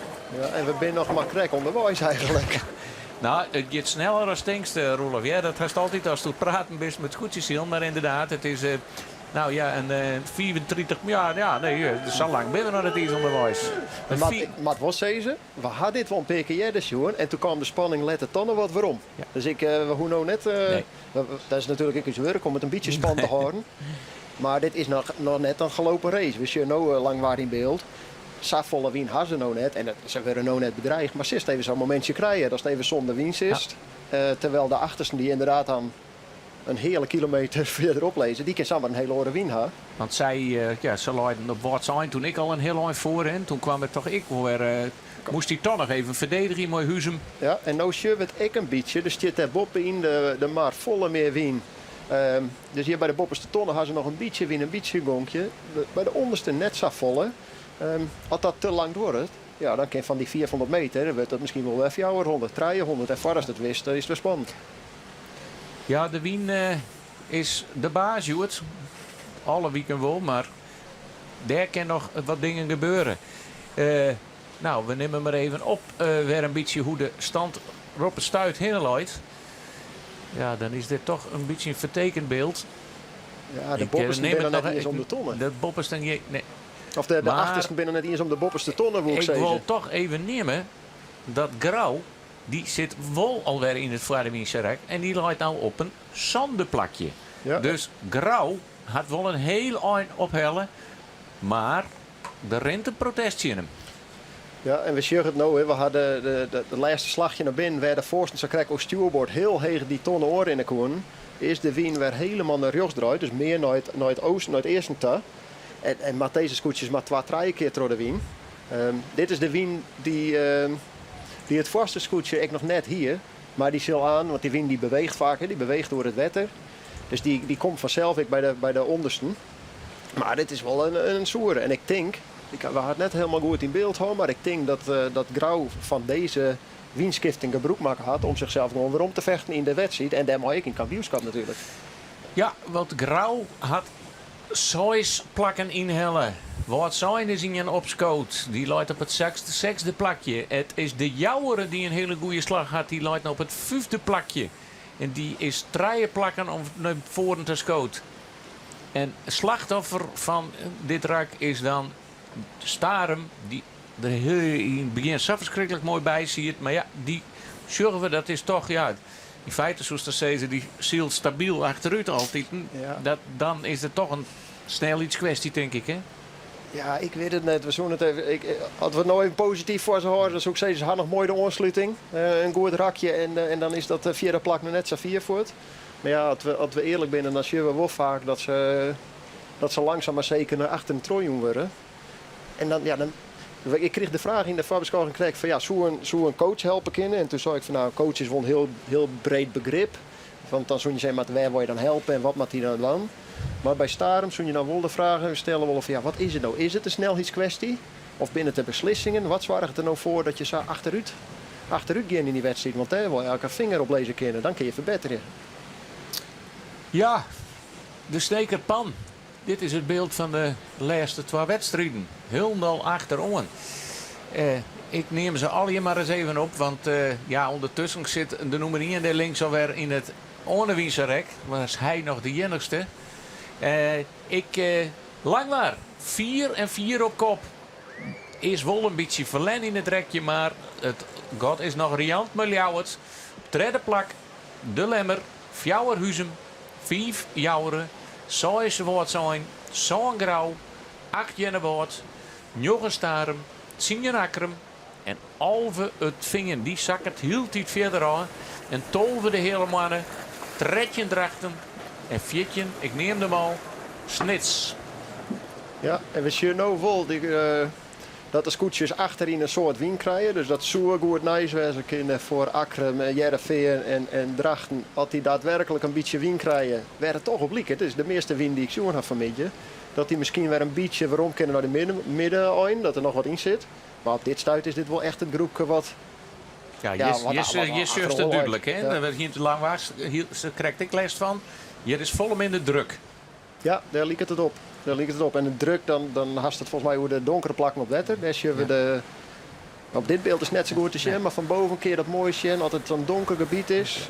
Dat zijn de Lietse golfers die ontstaan door de wien. En dat broeken de skippers en de adviseurs om te zien van weg. Want de wien zelf kunnen we net zien, maar we zien wel de golfers.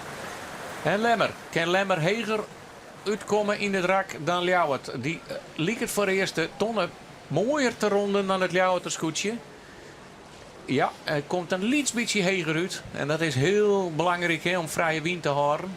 Maar het gotje is nou wel groot. En Lemmer zal ik niks riskeren. Die vindt het al hier misschien wel best. Maar ja, als hij Ljouwert kwijt is, dan kan er nog meer zijn eigen koers zielen, hè? Ja, en we zien het kijken even door de vorm van de zuil. Hè?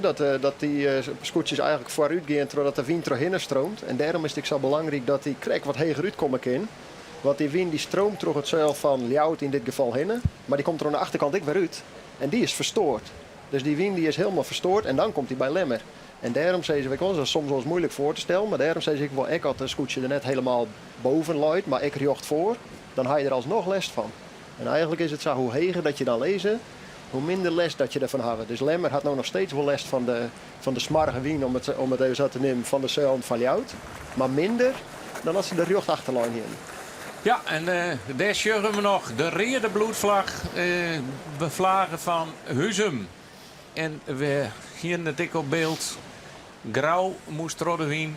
Kwam hoe stuurboord wie ont uitwieken voor een oorskoetje. Maar ja, die negen van de Huzum is net snel genoeg. En dan krijg je de rode vlagen. En ja, Grauw die zielt wel terug. Nog geen groene vlagen. Ja, het is natuurlijk ook een beetje alles of niks. Hè? Ik bedoel, als Tono de groene vlagen doet en dan krijgt nog 3 punten, dan wist dat het kampioenschap ik voorbij is. Ja. Dus ik zou het als Grauw zijn, dat denk ik net wel. Het wie ik net een situatie die helemaal duidelijk weer. Ja, ze leunen stuurboord. Ja, ze moet uit het paard en ze moet vrij blijven. Maar Huzum moest een hele eind uitwieken. Huzum moest nou uitwieken. Dus ik denk dat het echt in een protestsituatie terechtkomt. Dat Grauw een hele moeilijke case had eigenlijk. Dat ze het heel dreig krijgen om net protesteerd te worden. Of om net disqualificeerd te worden. Aan de andere kant, het weer net een hele asociale fout of zo. Dus ik kan mij wel voorstellen dat Huzum uiteindelijk zei van oké, het weer net doelbewust. Het weer net om u echt een eer aan te naaien. Laten we dat vlagje maar voor het hele. Het zou mij net verbazen als ze zonder vlagje uiteindelijk over de finish komen. Maar goed, dat ben wij. En we hadden, zoals het krijg al, de beste stuurlijst in een val. En je weet ik net wat er speelt. En misschien is het deze week er wel eens wat gebeurd tussen die twee. Dat ze denken van nou is het mooi west. Dat soort dingen, dat leeft natuurlijk wel in zijn vloot. Wat wij net alleen mooi krijgen. Ja, we gaan zien. Het veen. Ja, het gaat nog net zo fijn.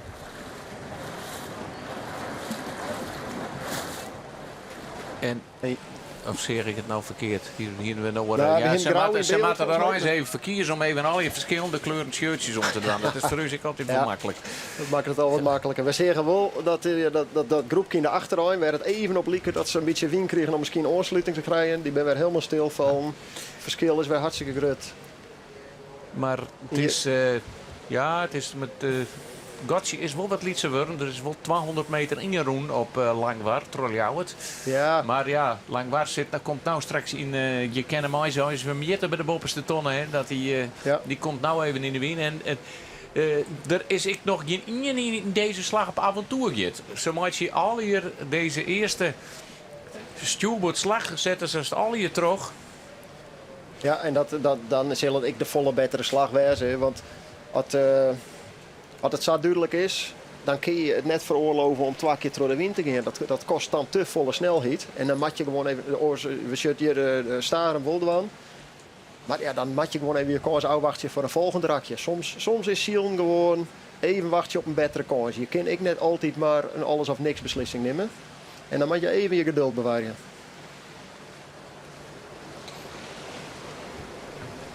Langwaar is er alweer. Hè? Die is er al haast weer. En ken hem ik bezielen. Het lijkt dat die wien daar een beetje rommelt. Nou, hier is juist het heel mooie.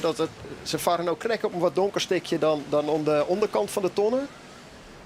Ja, en dan op dit moment varen ze dus in de wien. En dan staan wat juist gewoon het donkere wetter? Wat is daar? Nou, als we nou Langwaar juggen, links daarvan, dat is juist dat wetter is krek wat donkerder dan als we onder de tonnen juggen. En als we dan nog meer naar links juggen, dan zien we de wal in beeld. En daar hebben we echt een donkere streep. En daar vlak boven helemaal glas. En die donkere plakken, dat zijn de plakken waar je wezen willen. Want daar is? Daar is meer wien, daar ga je harder. En op die lichte plakken, ja, die moet je vermijden. Maar het moeilijke is... Je moet er ook wel eens terughinnen, toch? Je moet er wel eens terughinnen. En die plakken zijn net altijd op dezelfde plak. Dus die donkere plakken die bewegen door het wetter. Soms gaan ze maar de wien mooi. Meestal gaan ze maar de wien mooi. Maar soms gaan ze ook wel wat naar rechts of naar links. En het is aan die skippers eigenlijk om een beetje te voorspellen. Want dat is wat ze doen. Maar ze moeten een beetje in de toekomst voorspellen. Waar is dat donkere plak? Wat wij straks bewegen. Dus alles beweegt. Ja, en dat is het mooie van Sion. Je moet de hele tijd een keuze maken van iets waar je maar beperkt zekerheid toe hebt. En dat vind ik prachtig. En dat doet Langwaar, ja, de laatste 2 dagen fantastisch. Ja. En dan is het natuurlijk in Lietse boordjes, kerst er nog volle beter op anticiperen. Hè. Dan kerst mooi volle meer, daar had Trodde Wien gaan, kan soms nog wel snelheid opleveren. Ja, want we hebben met de liedjeboordjes aan, dan met de laser specifiek werk natuurlijk een heel soort met werkje. Dan, als wij door de wien gaan, dat kost bijna helemaal niks. En dan ga je bijna op elk wiendraaientje door de wien. Maar daar zit ik weer het grote gevaar in, dat je op van alle je liedse dingetjes draaien, terwijl de wien misschien wel één keer in zijn rak een hele grote skifting maakt. En die mis je dan weer. En dat is het moeilijke van de scootjes hier. Je moet het grote plaatje in gedachten houden. Dus je moet zorgen dat je net te snel reageert, bewaar je geduld. Maar de grote, lange klappen, eigenlijk de beslissende klappen. We zeggen straks een mooi voorbeeld mooi dat, toen ik zei de split tussen Langwaar en Ljout. Ja, als je die goed hebt, nou, dan zie je het, dan ben de verschillen gigantisch. Ja, en we hier het al een beetje over de afstand. Maar inderdaad, die is nou haast weer nou een hele kilometer daar. En wil zeker al een eindje in het vader wiens rak zitten. Dus dan neemt de snelheid ik een beetje aan. Het is Langwaar die alweer om de tonnen heen is. Onderwijs, nee. De onderwijze ton. En Ja, zo schudt het er van Bob uit. Ja, en dan zien we toch ook wel wat lichte plakjes aan nodig. Het is net overal in de baai lieke volle wien. Dat betekent dat de skippers nog moeite genoeg krijgen om hun route de hele tijd te plannen. Van donker plak naar donker plak eigenlijk. Ja, en als je even verrast wordt en je komt in een wienstil plak terecht, dan kan er toch nog wel een soort gebeuren. En ja, de Langwaar had wel een hele riante voorsprong, zei eerlijk maar het wel wezen. Maar dat middenveld, dus er kan nog best wel een soort gebeuren. We zien een Grauw al een flinke stap zetten. Waar wit. We hadden nog een uur te gaan. En je ziet ook hoe starig het lemmer door de wind gaat. Hier is net saffelen gong. Nee, ze lezen wel. En dit is nou typisch een mooi voorbeeld waar adviseurs zich mee bezighouden. Want we zullen ze nou ongeveer op hetzelfde plakje lezen. Ondertussen zullen we dat, ja, die gaat het wel heljen. Die gaat er nog voorlangs. Het verschil is net zo groot. Maar we zeggen nou dat ze ongeveer op hetzelfde plakje lezen als wij. Ja, het gaat wel met luisteren. De donkere plakken op ziekje. Ja. Soms is het in het leven beter net de donkere plakken op de ziekje. Maar hij had een donkere plak gevonden. Dit is de uitles, hè? Want Lemmer loopt toch even. Ja, Sjoch, hij hij krijgt hem helemaal in. Ja. Lemmer loopt even heel beroerd. En nou ben ik benijd, binnen nou nog meer skippen in de lijn van jou. Dat liep het wat mooi te vallen. Dus het is net dat Lemmer voort onder druk komt van de achterhoede. Misschien dat Huzem wat dichterbij komt. Maar wat ik wel interessant vind, is dit is hetzelfde plak waar we naar zitten zien. We hebben van Langwarsa krijg meer wien zeggen. Dus een donker plak zeggen. Zoer dat nou vaker zou wezen. En dat is een beetje het thuisvoordeel wat je misschien hebt. Dus ik denk van, we hadden je wel vaker zield. Maar deze wienrichting, op dat plak is dat wel heel vaak. Want daar kan de wien misschien makkelijk krijg even over de kant komen. Misschien krijg wat makkelijker dan de eerst. En ik vind het opvallend om nou te zien dat we op hetzelfde plak meer wien zeggen en op hetzelfde plak minder wien. En dat het volgende rondje wedstrijd is, dan weet ik zeker dat de adviseurs de broek van maaien. Nou, en ze maken geen communicatiemiddelen aan boord. Hè. Ze moeten zelf zien wat de wien doet. Maar ze maken ik net, vooral u net aan haar. Want alle informatie die ze krijgen. Want onze orenadviseur, die hebben Joert naar Starum gestuurd. Nou, daar red ik gewoon op vakantie. Maar die houdt even terug dat er op Starum de wien nou west is. Ja. Dat hij helemaal 90 graden uit de orenhoeken komt. Dus dat kan nog een heel soort bar, hè? Ja, ik had in de voorbereiding hiervan wel even besjoen. Ik hoop dat de mensen nog erbij binnen, maar dat had een beetje theoretische uitlees nodig. Dat kan, want eigenlijk is dat heel raar, want dat is dwars op deze wienrichting. Maar de westenwien in Starum, die is te verklaren door de zeewien. En we jaren het wel eens in het waarbericht dat ze zeggen van de hele dag wordt het gleun heet.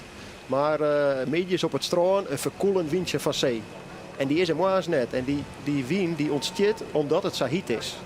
En bij Starum komt eigenlijk de zeewien. Dus als je je voorstelt, die zeewien die begint op de Waddenzee en die komt langzaam het land in. En die komt bij Starum, maar het is maar de vraag of die bij Lemmer komt. Dus eigenlijk het hele noordelijke gebied van het IJsselmar, of eigenlijk de westkant mag ik zeggen, die zal aan het einde van de middag een westen-noordwesten wien hebben, die best wel stevig is. En de grote vraag is, krijgen wij die wien voor het einde van deze wedstrijd? Of komt die überhaupt? Ja. En dat is kennis die een Lemmer misschien wel had, dat zie je een heel soort binnen. En die misschien alle oren net had. Want laten we eerlijk wezen, we gaan net zo vaak een wedstrijd met Oosterwien op de Lemmer. Nee, het is, het gebeurt wel eens natuurlijk. Hè. In de simmer hebben we vaker de eerste dan, win ja. dan. Ja. Maar het is altijd moeilijk zielen. En nou zorgen we toch, terwijl Ljouwert nou pas om de bopperste tonnen heen komt. En dan neem ik maar even het gat. Het is oproen naar 654 meter. Lemmer had er wat verlen. Want waar zit er vlak dat is achter hem? Huzum. Dat is Huzum. Die is al Lemmer weer deun. Maar ja, Lemmer had hem op gang kregen. En ik grauw, ja, die komt nou wel weer wat in de buurt. Die zit nou op het 5e plakje straks. Maar die maakt nog om een tonnen. En die komt nog een aantal schipjes in. Maar ja, die wil straks natuurlijk wel graag even in een vaderwinsrakje met Huzum praten. Dat denk ik wel. Maar of we mat al zeggen, het is nog geen oerlien dat we toe grauw hier en dat ik ze eigenlijk uitskreun hier. Maar die dramatische eerste cruiserakje en die boppetonnen en die situatie.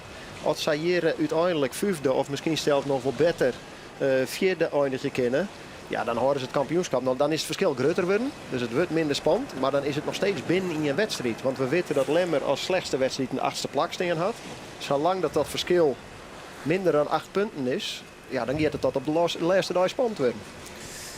Maar ja, dat protest. Dat is wel bepalend natuurlijk. Hè? Het zwaard van Damocles hing het er nog boven. Ja, en dat zwart dat had de Huzumers in de hand. En ja, we zorgen wel vaker dat er een hele wedstrijd een mooi zield wordt. En op het laatste uitlutsen wordt. En zo wordt voor Huzum nog uitmaatje als ze voor Grauw eindigen. Dat ze zeggen van nou, we hadden net zo verloren.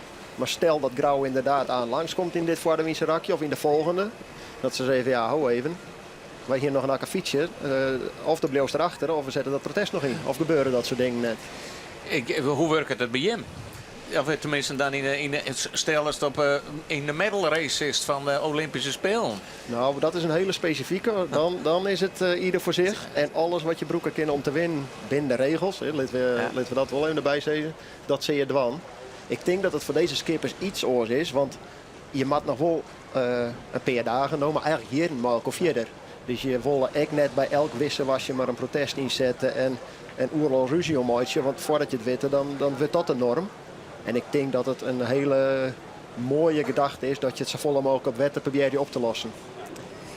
Ja, en het is ik als al je familie van elkaar. Hè? Ik bedoel, we hebben wel het eens een keer mooi maken toen Ulbe Zwager nog skipper weer. Die verwiert ik alle vissers dat die elkaar helpen. En wij zullen dat nou deze week helemaal net de Zuidwesthoeken. Dat is juist wat ik net zag. Ik weet ik net zeker ook het zeg.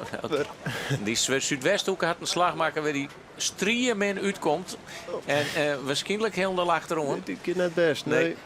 Dus de tactiek van die ene slag die had net werken. We zien nog steeds in dit beeld. Nog steeds dat donkere plak op hetzelfde. Dus blijkbaar, maar deze windrichting. En de skipper zal dat onthoren. Dat de wind uit deze hoeken waait. Donker plakje. We weten waar het loopt. Daar moeten we de ton oorzielen. Ik neem maar even de eerste 5 op. Die ben alweer om de bopperste tonnen heen. En dat is 4 voorop Langwaar, 2 Ljouwert, 3 Lemmer, 4 Huzum en 5 Grauw. En nu zullen we de Jouwer als 6e eromheen komen. Ja, en hier is Sietse Brouwer. Had toch weer wat ophellen in dit rakje. Want hij kwam volgens mij van een 12e plak. Ja. Maar die mat je nog de bocht om en dan wordt dat wordt nog wel pijnlijk. Aan Jesse die strepen in het wetterik, hè? dan was je lang waar alweer bij de onderste tonnen. Het verschil is wel gigantisch. Ik wil het heel graag spannend houden voor de meesten thuis. Maar als Ljout en Lemmer en Huzum maar elkaar in de slag gaan, dan had ik nog kans dat het verschil nog volle groter wordt.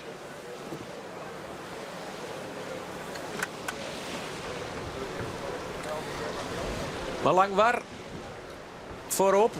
Lemmer op een 4e plakje. Ja, dan ze staan 13,7 punten achter. Hè. Dat is toch nog een heel groot gat. Hè? Ja, ze staan ook 13 punten achter. En altijd dan Sabliot, dan zou dat 10 punten worden. Dat kan Langwaar net oerbruggen in een wedstrijd. Want het slechtste resultaat van Lemmer is een 8e plak. Dus mochten ze morgen allerlaatste worden, krijgen ze 8 punten erbij. Maar als ik op Lemmer zit, ik zou wel een beetje benauwd worden voor de hotstreak waar Langwaring zit. De hotstreak, nou, die noteren we ik. Want er zijn nog 2 wedstrijden. Dus, en deze is nog net eens aanroen. We hebben de waarschuwing ik al even doen. Er kunnen natuurlijk hele gekke dingen gebeuren. Maar Wat gebeurt er, stel dat die Westerwien Wotro komt? Wat gebeurt er dan? Gooien ze gewoon de baan erin of zeggen ze het wordt nou heel oneerlijk? ja, wij zielden altijd bij de IFK's en dat er dan zo'n grote winstgeving waar de wedstrijd er gewoon uitgooit. We hadden wel eens gewoon dat is er gewoon heel mooi aardig 4 op kop en alles. Maar dat het net meer een eerlijke wedstrijd wordt. Ja. Dus het is, als die een beetje scoot, de wien. Ja, dan is het een duidelijk cruiserack of wat ik maar als die echt 90 graden omgeeft, ja, dan wordt de onderste top. Nou, als je dan cruiserack de ton lezen letten, dan kan je hem omdraaien. Maar ja, ik ben benieuwd wat. En zo het dan nog uitmaatje als dat dan in het eerste rek gebeurt? Of als we al oorloren zield hebben? Want stel dat het nou gebeurt. Ze matten een oerenzielen. Dan has je de reglementaire wedstrijd. Dus ik hoop dat de wedstrijdleiding goed naar de waarberuchten luistert. En als die het al onfield komen, ja, dan kan ze maar beter wat jeder die wedstrijd eruit halen. Want dan has je toch een eerlijke wedstrijd zield. Ja. En oors wordt heel zoer werden voor een langwaard natuurlijk. Nou ja, als je zo'n wedstrijd zielen en wat we tot nood als jongen hebben, ja, er gebeurt een hoop. Er zijn wat drukverschillen, er zijn wat richtingverschillen. Maar we kunnen net zeggen dat dit een oneerlijke wedstrijd is. Het is een fantastische wedstrijd. Dan verdient het zo'n scootje het ik om dat op de resultaten rond te zien. En als dan letterlijk blijkt dat de wedstrijd eruit maakt omdat de winstsabbel draait.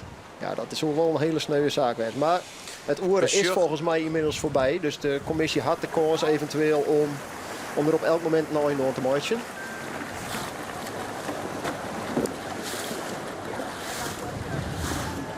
Ja, en het is wel zaak voor deze man om nog steeds, ik had al een paar keer zijn, ze moet elke keer maar weer de goede keus maken. Ze moet elke keer maar weer, misschien nou de onderste tonnen, maar Lemmer en Huzum. Lemmer had weer een beetje afstand nam. Hier zit wel een mooi windje trouwens, hè? Die blauwe vlag op de achtergrond. Die zit volle strakker. Die zit mooi strak, die zit strakker dan in het vorige rondje.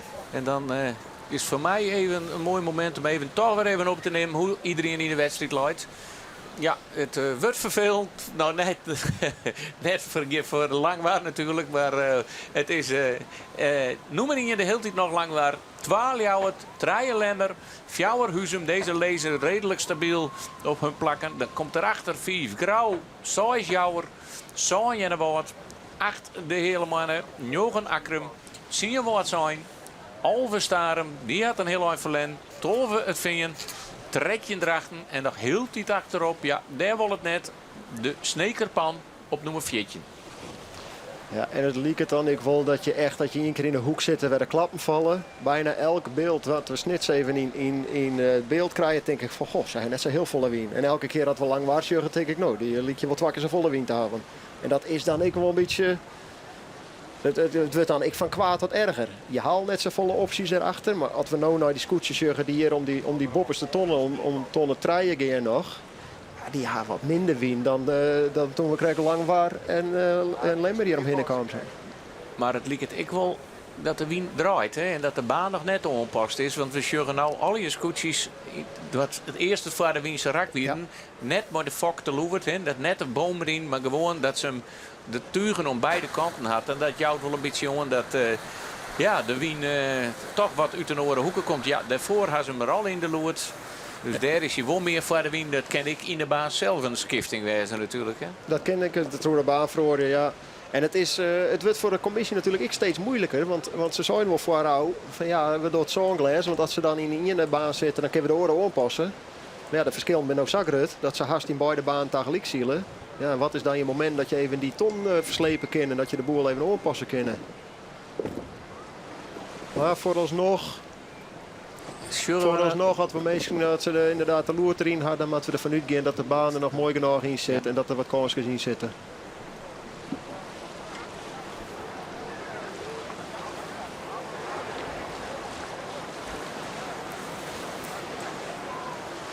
Ja, en dat zielt Grauw eigenlijk van die eerste tonnen.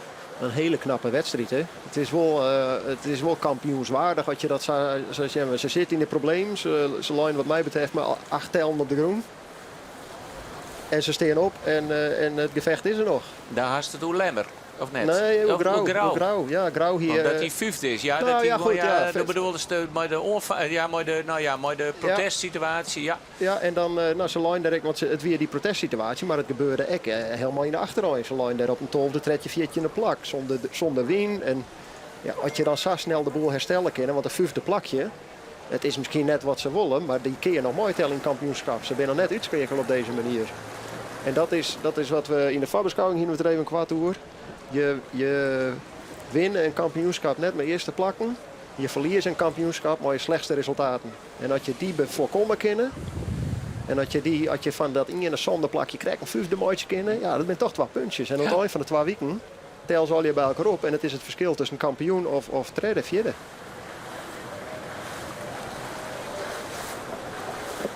Ja, en maar het is een beetje correct om voor Langwar.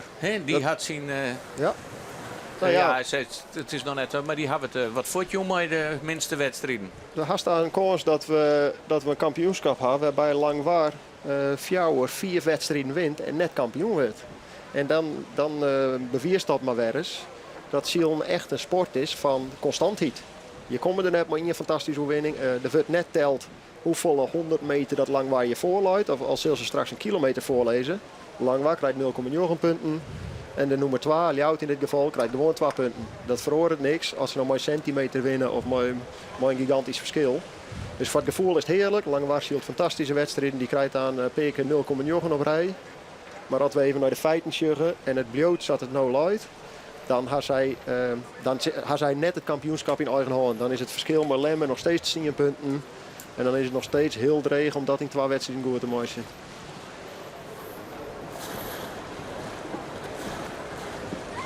Maar hier hebben we Lemmer in beeld. Hè. Die rennen toch wel mooi. Hè. Die had toch de gong altijd wel goed te pakken. Dus het viel wel alsof dit het hier is dat ze dwam hadden. Zeg maar, Grauw had natuurlijk al die jaren woen. En dat nog net altijd lekker dominant. Weer natuurlijk dat hier dat het hartstikke spannend weer met veen. Maar ze winnen toch 3 keer op rij. Het viel toen alles. Dit is het hier van Lemmer. Ze had zelf in eigen hand. En daar komt bij, ja, dat we hadden al een keer zijn, maar het toch even neemt worden dat de Grauw nog heel tijd dat protest op de holle hangen. Want als dat terugzetten wordt, dan moeten we even snel rekenen. Maar dan krijgen we een stand waarbij Lemmer dan nog steeds eerste stiert naar Joert. En dan de Langwar scoot dan waarschijnlijk op naar het 2e plakje. Maar dan hebben we wel een verschil tussen nummer 1 en 2 van 10,5 punten. Een beetje afhankelijk van hoeveel Lemmer je finishing gaat. Dat die... laten we eens even een tussenstandje maken dan. Dan komt, als het er nou uitziet, laten we dat er even goed bij zeggen. Komt Lemmer op 24 punten. Dan komt Grauw op 31,7.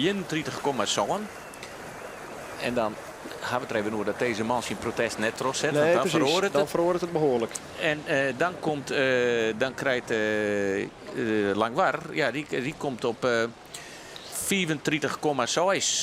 34,6 komt hij. Ja, dus die is 1 tiende punt dan voor Grauw. Maar ja, het zal hun, ik kom het eerste plak in. Ja, maar ja, als je in je debuutjaar al 2e worden, ja, zijn broer ziet is dat ik 3 keer ook aan. Ja, dat is zo. Maar we hier te krijgen hoor. Het is wel een min plakje. En dat je er dan zat dichtbij binnen. En dan kun je wel zeggen, het is debuutjaar en je krijgt misschien nog wel een kans. Maar dat mag eerst nog maar weer eens. En dit hier zit ze er lekker in.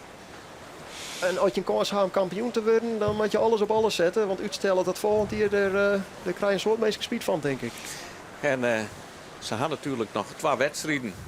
En de Wien zal, ja, weer voor zijn het Joert het minst wie. Dus het zal net stwarming hier, maar het lijkt er wel op dat het gunstige Wien bleef. Dat kun je mooi maken dat Jouwer kampioen was. In Snits wil ze net zield waren. Nou, ja, dat ben de minste kampioenschappen natuurlijk. Ja, dat maken Jouwer toen even niet uit. Koerde ik niet, dat was natuurlijk, maar... Nee, de kampioen wil je natuurlijk net op de laatste dag. Maar je wil wel de kampioen misschien net. Maar wij vinden het wel mooi dat er versield wordt. Ja, en hoe meer kans hebben, hoe mooier. Hoe mooier het is. In feite zullen alle skippers dat ik zei ze. Als er Altijd net de op hun kampioen jet. net op hun jet. Want Grauw zit in de droege hoeken. Want verderop Tisselmar zit een soort wetten. Daar hoor je haast net te peilen. Maar bij het kemaal en daar bij het strand daar moet even goed peild worden. Ja, wist je dat Lemmer het gotje Maljout wel wat lietser maken had? Die komt... Of vertekent dit nog een beetje? Het lieket erop, ze gaan door de wien. Ja, die komt er wel wat die dichtbij. komt dicht bij Ljouwert. En die had de gong, dus die zou samen een onvalplaats kunnen in dit Vorderwiense rakje. Hij maakt nou heel erg opsturen. Ja, dus of schouwen ze die hier al doorheen? Nou, daarvoor zit ze krijgt wat te vier voort, maar de druk is grut voor jou.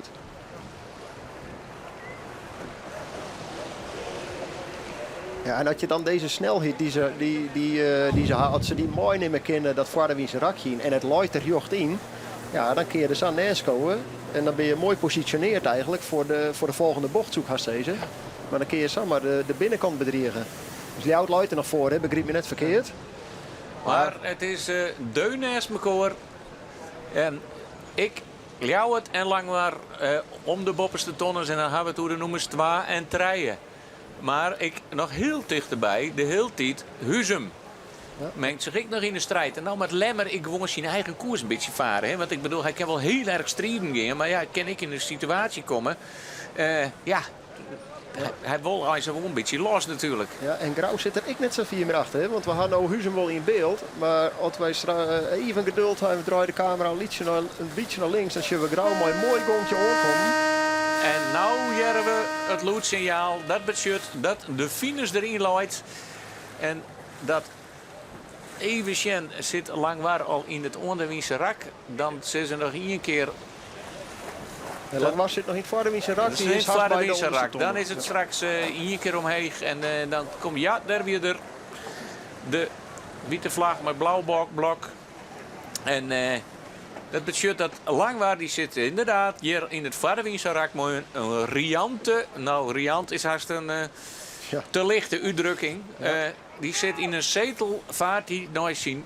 4e dagoerwinning. Maar wij mogen het nooit zeggen voor dat Scott vallen is. Nee, en Maar ondertussen hij is, wat woest ze? Ja, ik wou zeggen, achterin, Lemmer, je toch een beetje dat gevecht oor maar Ljout liek het. Of achterin zei ik, maar ik bedoel natuurlijk achterin beeld. A4 achter Langwaar. En Grauw, die kiest ervoor om te gijpen en een oor. En het zoert toch wat wij zaten de nummers 1 en 2 in het klassement nog even bij elkaar in de buurt komen in het laatste cruisakje. Maar het verschil was het lietser. En ja, want dit ben ik punten, hè? Dit ben punten. Want alles wat ertussen komt. En de punten gaan dubbel op. Hè? Dubbel op, dat mag ik even uitlezen. Maar als Lemmer voor Grauw, dan wordt het verschil in Grutter. Ja. En maar als Grauw voor Lemmer is, wordt het verschil in Lietser. En dat is een verschil van 2. Als je directe concurrent inhalen kennen. Wat juist je voor tactische slag in wat Lemmer doet? Waarom doet zij dat? Nou, wij zijn krijg Lemmer had wat meer gong dan Ljout. En misschien kiezen die gong wel broeken om erheen te varen. Maar Ljout zei het gaat net gebeuren. Net boven mijn zeil langs. Ik hou hem gewoon heeg. En dan wil ze eigenlijk een beetje de baan uitdrukt. Dus dan had je zelf varen zo'n je het kwartste paard nemen. En Ljout zwaar het er eigenlijk voor dat Lemmer wat omvaren moest. Nou, dat was er net. Dus nu sturen ze er weer achterover. Maar al die tiert en al die meters die daar mooi van Lem binnen. Ja, daar liep het Grauw het meeste gebruik van te maken. Die maatjes voor het gebruik van een gijp in te zetten. Kies een beetje een oren koers. Maar we hadden net een mooi oorzicht nog van wie dan de meeste wien had. Wie nou het meeste donkere plak vaart. Maar Grauw had eigenlijk niks te verliezen. Hè, want die kan de oorval inzetten. Maar die zal er wel helemaal voorkomen, Matte. Wil die voorrang krijgen bij de volgende ton. Want ze matten de binnenkant die had voorrang. Maar ja.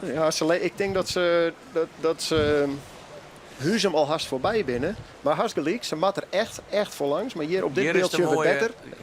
En dan zien we toch, ik vond dat Ljout in ieder geval een beetje gong had. Maar Grauw en Lemmer, daar zit geen skipslengte meer tussen, denk ik. En Grauw is Huzum voorbij. Nou, wat Grauw gijpen en Langwaar. Die zet de overwinning al vast in, want hij is onderweg naar de finish. Harmen Brouwer, mooi zijn bemanning op de jonge Jan. Die gaat nou voor het laatst om de onderste tonnen heen. Onderwijs nog een cruiserak naar de finish. Ja, en het is, ja, We mogen het haast net zeggen, maar we kunnen hun haast opschrijven. Volle spannender wordt het nou even wat er achter gebeurt. En hoe dat uitpakken gaat, want dat is voor het kampioenschap. Het zal net beslissend wezen, want het kampioenschap wordt net hier beslist. Maar het maakt het de uitgangspunten voor morgen en de dag daarna. Daar had het behoorlijk invloed op natuurlijk.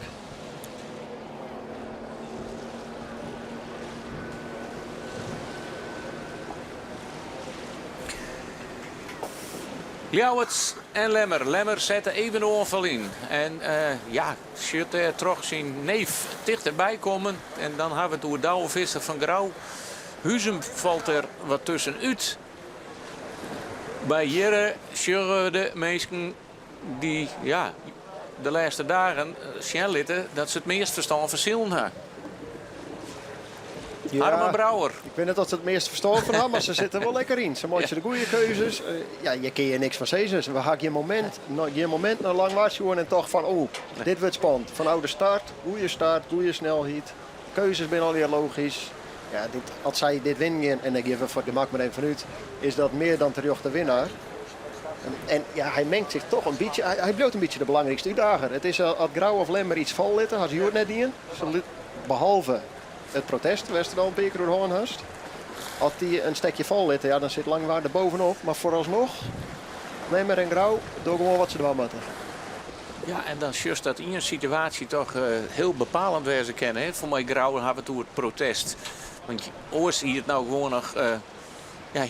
ja, we weten het nog net, maar ja, we schetsen de scenario's maar een beetje. Van hier Grauw het kampioenschap spannender maken. En oors dan is er voor Grauw net zo volle met de helling. Nee, als Grauw je maar 14 punten naar Hoers gaat, dan strieren ze... Nou ja, je bent er net echt oud, maar het verschil wordt dan... Even, ja, dat wordt dan wel heel groot. Dan komen ze op 30 punten, maar Lemmer op 24. Ja, dat gaat net meer gebeuren, niet 2 wedstrijden. De slechtste wedstrijd is al een tretje. Hè? En dat is al een tretje. En we sjuggen nou nog het rode vlagje er heel tijd nog bij Huzum. Want dat wordt even in de gaten houden de hele tijd van... Bloot dat vlagje hingen of net. Dit is Ljouwerts. Zullen ik blied wezen. Maar ze binnen nog net, want sjuggen even hoe dicht dit bij elkaar zit. Ze lezen aan de binnenkant. Ja, en traaierskoetjes achter hun die de wind uit de zeil hellen. Dat is wel, daar ben je wel zenuwachtig van, joh. En hier moet ik Lemmer weer goed oppassen, want dat wie toch ik wel weer... Zoals het nou loopt, is hij gewoon tevreden Lemmer. Hè? Ik bedoel... Ja. Ja, en dan kunnen we dan bloot het verhaal gewoon hetzelfde. Lemmer super stabiel, zet dan weer een derde plakje del. Had nog steeds geen wedstrijd doen, maar rent alleen maar verder uit in het kampioenschap. En dan blijkt maar weer dat je net alle wedstrijden, of eigenlijk helemaal net hoeven te winnen, om toch boppen te spelen in het kampioenschap. Want ontnota had Lemmer nog geen wedstrijd doen. De minste wedstrijd wie een nummer 8. En ja, hij zal het gotchi grut horen willen tussen Ljouwert en hemzelf. Maar het onderhelling van de tonnen, dat is net in het winst zetten, dat is in het probleem komt. Ja, dat zei je al. Je wil graag krijgen wat heger lezen dan de boord, dan het schip voor je. En als je dan de tonnen heel krap onzielen, dan kom je eigenlijk aan de achterkant. En dus na de ronding kom je volle leger uit. Dus ze proberen een beetje rond te houden van tevoren. Dus juist het nou ik al jouwt. Er zit best wel een soort rondte tussen hun en de tonnen. En dan stuur ze eruit aan. Maar eigenlijk word je het moment dat je langs de tonnen gaat, word je eigenlijk al haast onder de wien varen. Want dan kun je zo min mogelijk meters meer verliezen. En als je het nou ik begrauw, die maakt het ik al een beetje rond. Ja. Het is Ljouwert die toch weer een gotje gecreëerd had. Mooi de Lemmer in dit Vladewienserek. Die nou de tonnen onderhelpt en voor hem het laatste kruisrakking gaat. Willem Zwaga. Ik uit een verneemd geslacht. Ulbe Zwaga net zijn huid. Maar de paken van Ulbe en zijn oerpaken is leider in het vleugelklassement. Mooi. De meeste oerwinningen in de SKSE.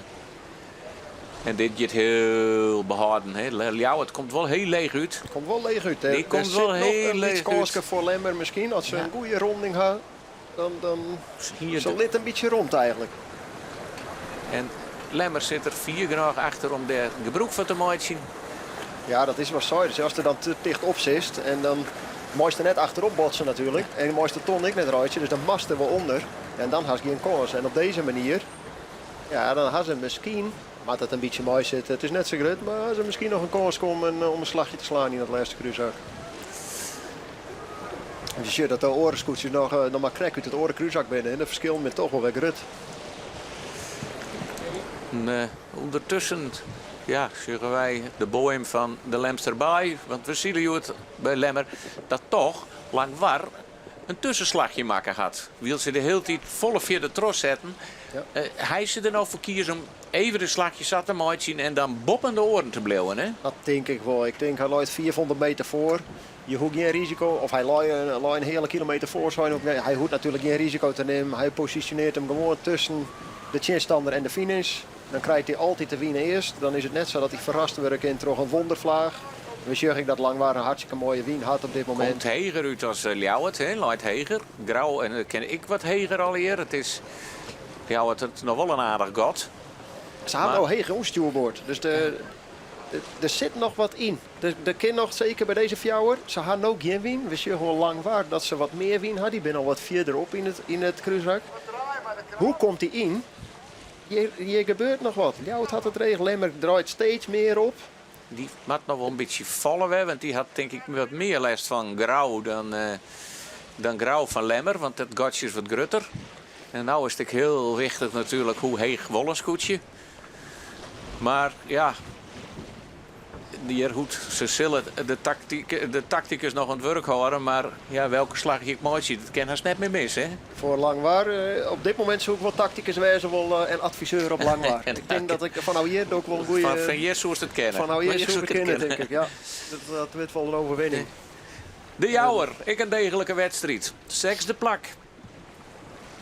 Een beetje wisselvallige resultaten.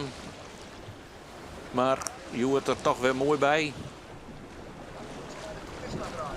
Ja, en dan hoop ik dat we straks het gevecht tussen de nummers 2, 3 en Fjouwer zo snel mogelijk weer in beeld krijgen. Want dat is nog net verzooid. Dat is...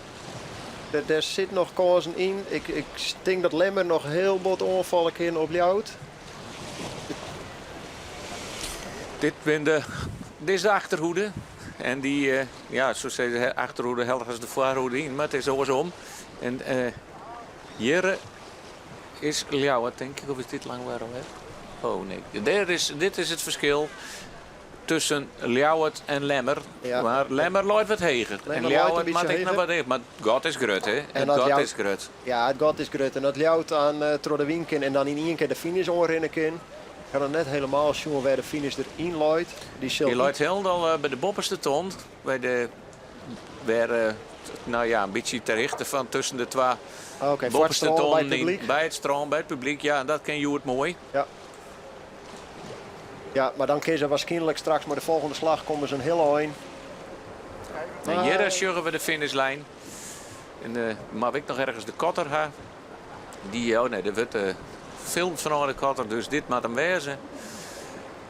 En hier sjuggen we de snekerpan. Ja. Ja, we hadden al een paar keer zo in, maar het is eigenlijk sinds die wedstrijd op Staren. Het mooie gevecht en het mooie tweede plakje.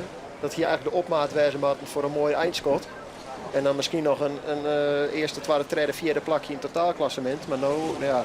Zo zak je er helemaal terug in, hè? En dan zie je hier ik het derde vinger. En daar maakt denk ik een streep terug in voor het eindklassement na deze dag. Dat kan je voorstellen. Dat vinger had je het. Dan bleef maar 3 uur. Een hele minne dag.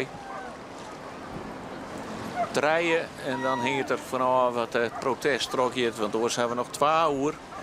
Ja, en dan hebben we het uur 2 waar een verschil van meer dan 10 punten tussen zit. Hè. Dus ja, dan had Lemmer het echt die in je hand op de beker, zeg maar deze.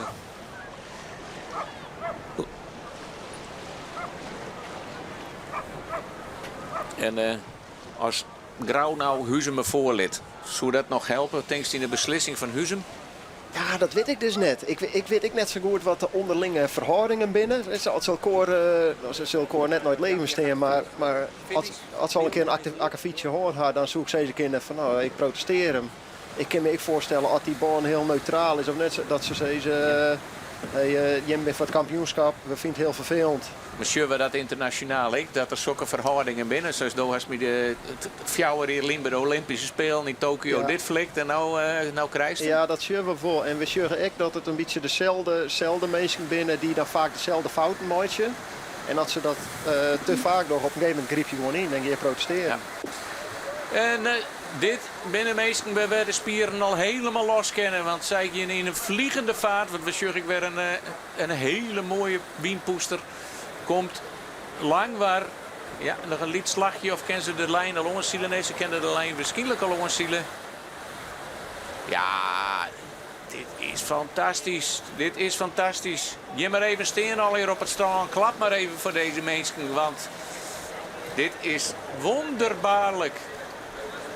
Het jongensboek van Harmen Brouwer. De gebroeders van de chameleon. Ze kennen er wel films om mooi dit hier. Want ja, ze maken er wel een eindje. Ik maak je dat wat spannend. Maar het is net meer spannend. Het is hier net meer spannend te blemmeren. In ieder geval waar, noem maar in je wordt. Want dat is de zwan van Donia. Ja, zeg ik dan. Maar dat weer de torenskoetje. Het is de jonge Jan. Ze maken nog even een klap omheen. En sure even rustig die gong erin. En dit hadden ze de laatste 4 dagen al die. Zo weinig mogelijk uitslag op het helmhout. Ja. Daar gaan ze. En voor zo'n soort publiek is het natuurlijk altijd prachtig. Straks maar even voor de Elsielen. Hier zien we de lijn. Ze bleven tot het uiterste geconcentreerd op de finish. Nou hier hebben we het geroddel ontdek. En daar is het schot voor Harmen Brouwer is zijn bemanning. Ja, hij springt al net meer. Het wens u vooral wat voor Harmen Brouwer. Wat een fantastische race. Nou, wat is hier het gevoel bij jij, Roelof? Ja, dit is verdienen. Ik ben helemaal terecht. Ik kan me net voorstellen dat dit wint. Het lijkt een wedstrijd uit het boekje. We hadden geen grote fouten schenken. Ze hadden elke keer op een plaklijn maar een soort wien. Ze zien de kwartenroute. Ja, fantastische wedstrijd. Niks op outering. We gaan even een keertje, want die is natuurlijk alweer bij Harmen Brouwer. Kroep nou om boord.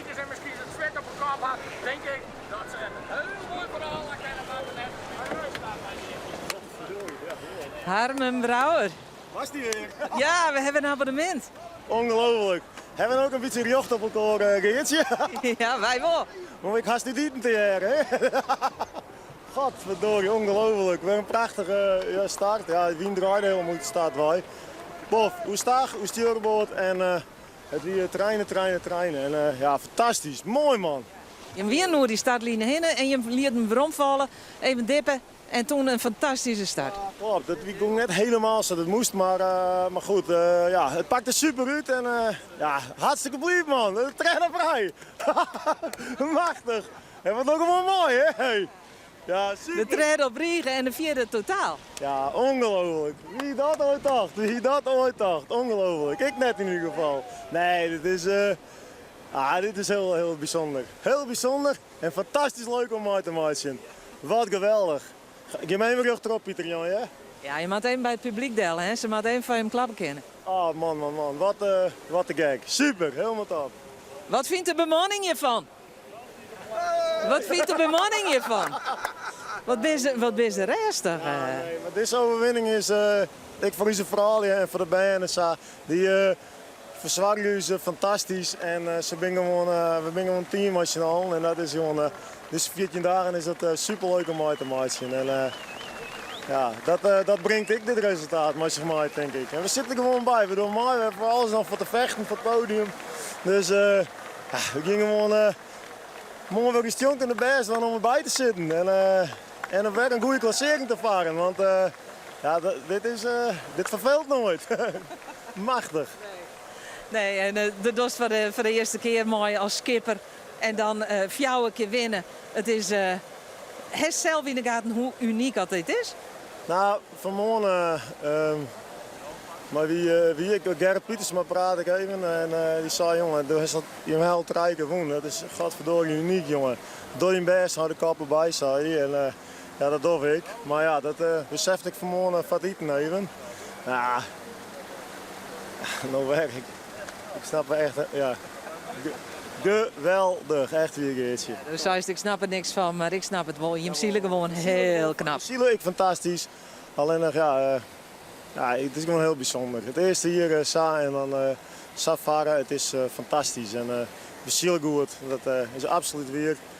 Op het juiste moment rijden, vlagen goed uit te kiezen en ja, dan bedaar je ergens. En een goede start. Hij heeft er haast geen woorden meer voor. Het is geweldig. Harmen Brouwer, 4e oerwinning. Nou weer op Isselmar bij de Lemmer. Morgen zullen we hier nog een keer hoe het dan uitpakt, maar we dan weer zien. Maar deze het er binnen. En dat wie een blijde oerwinning. Ja, ik kan me net herinneren. Dan maar we misschien wel heel vier in een historie waarom. En dat zullen we Jonas even uitzieken. Als er ooit eens een scootje 4 keer op Riegen een dagjoerwinning pakt had. Nou, dit wie ik nog...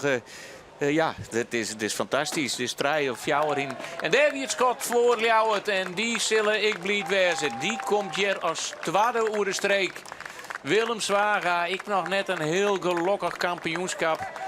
En daar is Lemmer. Hebben we daar al een schotje? Die komt nou haast. Ik ben er haast. We zien gewoon nou, want de man zijn we letten net op elkaar. Het laatste cruisakje had Lemmer toch wel gewoon de route van Grauw volgen. Die had ze mooi boven de zuil eruit. Ik denk 4 genoeg is dit. 3e en 4e, dit plakje we verdedigen.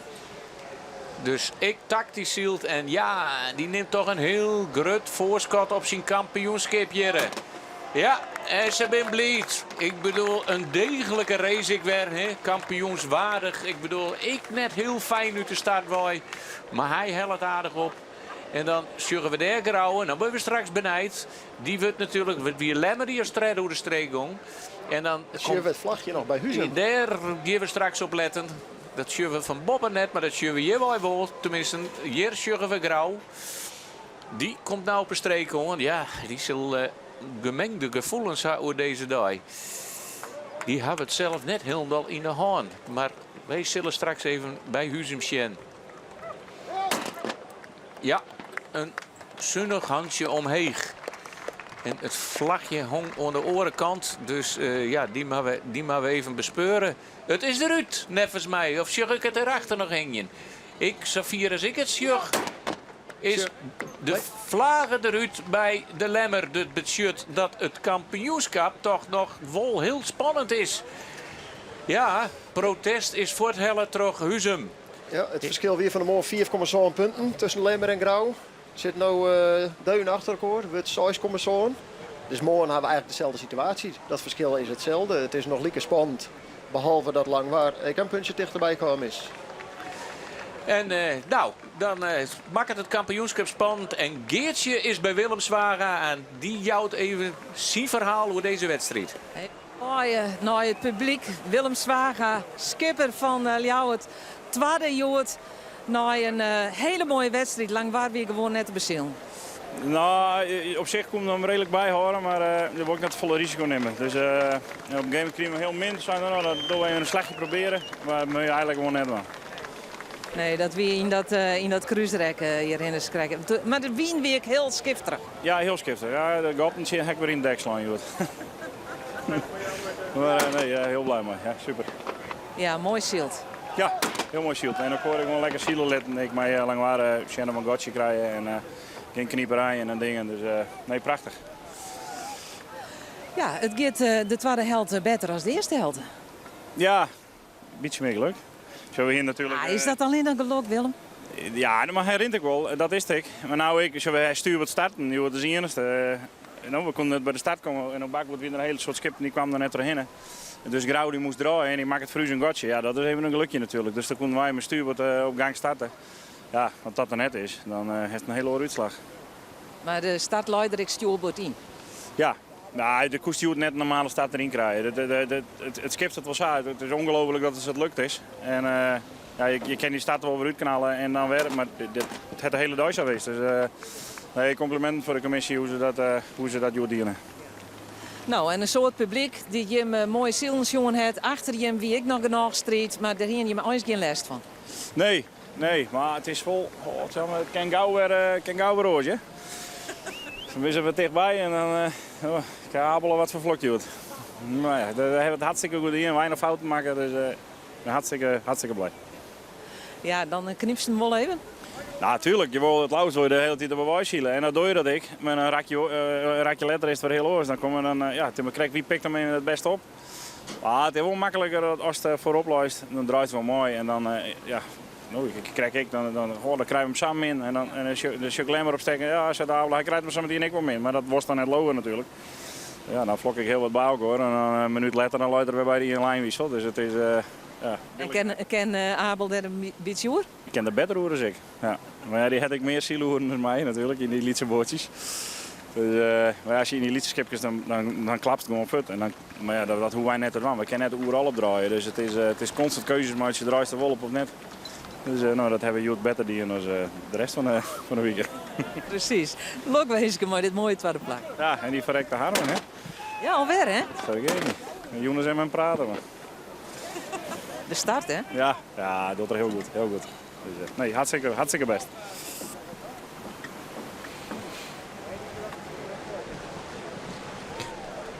En dat wie een bliede skipper van het Ljouwte Scootsie Willem Zwaga.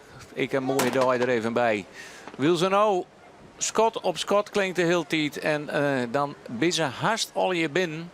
En dan ken ik wel even een totaaluitslag Jan. Ontnota van de zielerij op Lemmer. Nou, Langwaar met stip op 1. Achtervolgen Troljouwt op het tweede plak. Het derde plakje wie voor Lemmer. Fjouwer wie Grauw. 5 Huzem. En voor de duidelijkheid, het protest dat Huzemtje Grauw hier. Dat de Huzemers net zetten. Dus dit is ik de staan die, mijn om voor het algemene klassement. En daar bleef het alleen maar spannend om. Op een 6e plakje, Jouwre, zo'n hele mannen, 8 Jennewoord, 9 Jerveen, 10 is Akkerenwurn. En nou moet er nog een peer over de lijn komen, maar dat zal waarschijnlijk Alve, Starum en Tolve wordt zijn. Op 13e plakje zullen we hier de Snekerpan. En dan zie ik je weinig even naar Jeroen Pietersma. Het dragste scootje. Die is al finished. Die had waarschijnlijk wat problemen met de transponder. Want die zit hier op Vjetje. Maar die is ergens tussenin finished. Die moeten we nog even opzieken waar die is. Maar het wie toch de Snekerpan die hier de vloot naar voren drukt had. Ja, dat klinkt een beetje raar. Maar die een minnenwedstrijd had. Rolf, even in het kwart. Wat vond je van de wedstrijd? Ja, het weer een mooie wedstrijd. Ik ben blij inderdaad. Het kreeg al dat de commissie deze baan erin lijn had. Dat ze vaak ook kregen. Het weer dreig genoeg. Toch wel grote skiffs. Toch wel wat drukverschil. Ik denk een terjochte winnaar uiteindelijk. Iets minder wisseling misschien wel dan ik op voorhand dacht hier. Ik dacht, er komt wat meer gekkigheid in. Misschien maar goed ik, want dan wordt de geluksfactor wat groter. Het klassement is nog steeds spannend, dus ik ga eigenlijk een heel soort zin in de volgende wedstrijd morgen. Nou, hartstikke mooi. De beste mooi weer. Tegen tank. De moois nog even die boppentafel en je dan wel Arie en die boer. Ik heb nog even het hemd van het liefregie. Ik sluit je al mooi deze prachtige mooie stranddag en ik prachtige mooie zielerij op Lemmer. En morgen ben we weer op Lemmer.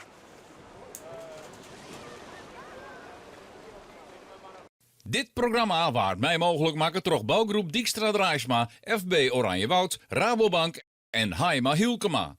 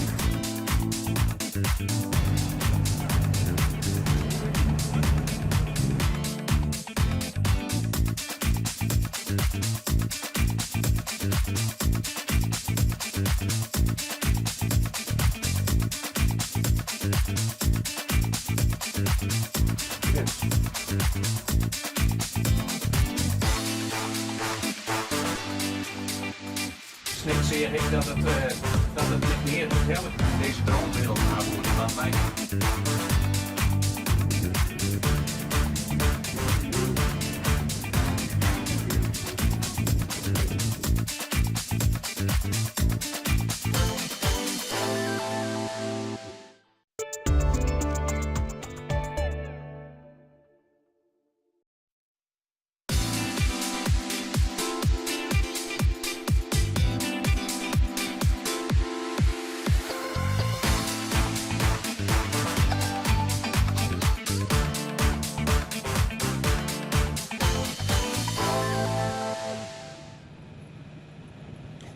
Het is het jongensboek van Harmen Brouwer. Want Langwaar wint alweer voor de tweede keer op Riegen en voor de vierde keer in totaal bij dit SKS-kampioenschap. Naast mij Roelof Bouwmeester, analist.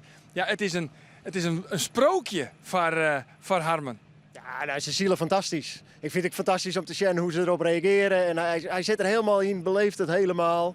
Geniet ik echt van wat hij aan het doen is en van de overwinningen. Ja, dat is hartstikke mooi om te zien natuurlijk. Ja, dus ik weer van, ja, met deze vlagerige wind, de start is cruciaal. Nou ja, je kan zeggen wat je wil, maar zij hebben eigenlijk van de start om de finish voorop lijn, zij hier een geweldige start. Ja, en het is net de eerste keer, hè, want we hier het in de voorbeschouwing er al over. Ja, waarom wint Lemmer geen wedstrijden? Ja, toch dit. Langwaar, perfecte start, fotostuurboord, genoeg wien. En dat je er nog geen fouten maakt, ja, je komt er niet meer langs. Dus dat eerste plak is eigenlijk, achteraf is makkelijk natuurlijk, maar eigenlijk uit de start verzoin. Ja. En hoe kan dat dan? Is dat dan echt ja, de rol van de adviseur, speelt die daar een hele belangrijke rol in? Of waarom heeft zij een goede start en Snitsbiegelieks net? Nou, bij de start moest er gebeurt een heel soort bij de start. Want je moet een kant kiezen. Dus wil ik naar de linkerkant, naar de pinenta, wil ik wat meer op de rechterkant. In dit geval weer de wien heel via links op de start. Woen ze eigenlijk het liefst alleen op stuurbord starten. Maar dat mooi net. Ja, mooi wel. Maar het bakbord had voorrang. Dus dat werd heel lastig. Dus dan zie je een beetje een plakje. Ken ik ergens, nou, jij hebt het krijgt van de skipper van Ljout. Ken ik ergens op stuurbord tussendoor. Dan moet het een beetje mooi zitten. En wat Langwaar die lijn eigenlijk in het midden van de lijn, best wel heeg. Maken een heel soort gong. En die hier meer dan genoeg rond om hoe start te gaan zonder dat ze ergens les van hebben. En dan dwing je het ouw. Dan scheur je er rond en maak je er broek van, dat is gewoon goed in. En dan kun je vrij uitzielen. En laten we dan even naar de klassementsleaders gaan, want ze hebben beide net een goede start. Lemmer, een matige start. Grauw, een hele minnenstart. En die komt dan ook nog in de clinch. Mooi Huzem. Ja, nou ja, we zeiden het bij de eerste tonnen. Dit kan het kampioenschap kosten. En die situatie, en ze lijnen al diep in het veld. En de verschillen weer al aanzienlijk. Aan de andere kant, als dan juist hoe ze weer omkomen en hoe ze uiteindelijk allebei de tweede, vierde plakje finishen. Ja, eigenlijk ga ik hier treierscootjes ontwerpen die kampioenswaardig binnen. En het voelt alsof die kracht en die spanning een beetje opbouwt. En wie gaat er als eerste aan? Nee, Joert wie het, ondanks mijn voorspelling, helaas het Jereveen die oude is voor het kampioenschap. Ja, die ben als achtste finisher ook. Ja, en dan gaan ze nog een beetje ophellen. Maar in principe kun je ervan uitgaan dat die te ver achter staan om nog mooi te doen. Ja, en die oorentreien, die mooi. Ja, Lemmer had gewoon een fantastische uitgangspositie, maar ze moet niks lezen laten, want dan zitten twee die zitten deun op. Ja, maar laten we even de einduitslag erbij pakken. Staat hier nou Sielt is hier op een Lemmer, hier op een Isomar in de Lemster erbij. Ian dus Langwaar, maar nou, hoeveel meter vastsprong wie het? Ja, ik weet het net. Ik de Ilke op een gegeven moment zei ze een hele kilometer. Hij zei, ik zei ze net eens meer in meters, laten we maar in kilometers gaan. Ja, het weer gigantisch. Ja. Gigantische vastsprong van Langwaar. Op 2 dan Ljouwert. Treien Lemmer, die kwam uiteindelijk nog van Sois. Grauw kwam van Olven en die helde het nog op. Nou, het vierde plak, heel erg knap. En op het vijfde plak is het dan Huzem. Maar nog even, dat ze met elkaar in de klins wien. Huzem en Grauw. Want Huzem hier constant de reden vlagen. En dat wie ik terjochten. Ja, ik moet heel eerlijk zeggen dat we de situatie uiteindelijk maar één keer zien. Ik je heel graag een soort van herhaling, mooi verschillende camera's. En dus misschien dat we die er morgen even ingooien kunnen. Maar in principe is het zo, Grauw komt de stuurbord aan. Er komen twee skippen op bakbord. Grauw moet gewoon vrij blijven. Die mat die oren rond die aan. En dat dienen ze ten opzichte van Ian. Maar ze zitten daar mooi huizen in het paard. Dus ik denk als we dit weer omzien kunnen, voor zover ik het nou onthouden heb, is het gewoon een fout van Grauw. Ik voel het net een grote fout. Het is net dat ze onsportief dienen of rond de norm werd dat echt net koer. Dan vind ik het wat oors. Dit weer meer een fout van even proberen uit de buurt te blijven. Begon er net helemaal op die het mooi. Ik ken mij wel vinden op zich in het feit dat ze die vlag eruit halen. Ja, Krijgt van de finish, het Huzum de vlagen er weer uithellen. Werd toch grauw. Ja, het wordt net uiteten nou in de protestkamer. Dus grauw is nou gewoon als vierde eindigen. En hoe net benauwd te wijzen van 14 extra punten. Nee, precies. Dus in principe is de uitslag is nou... Als er niks raars vanuit de commissie komt zoals hij is.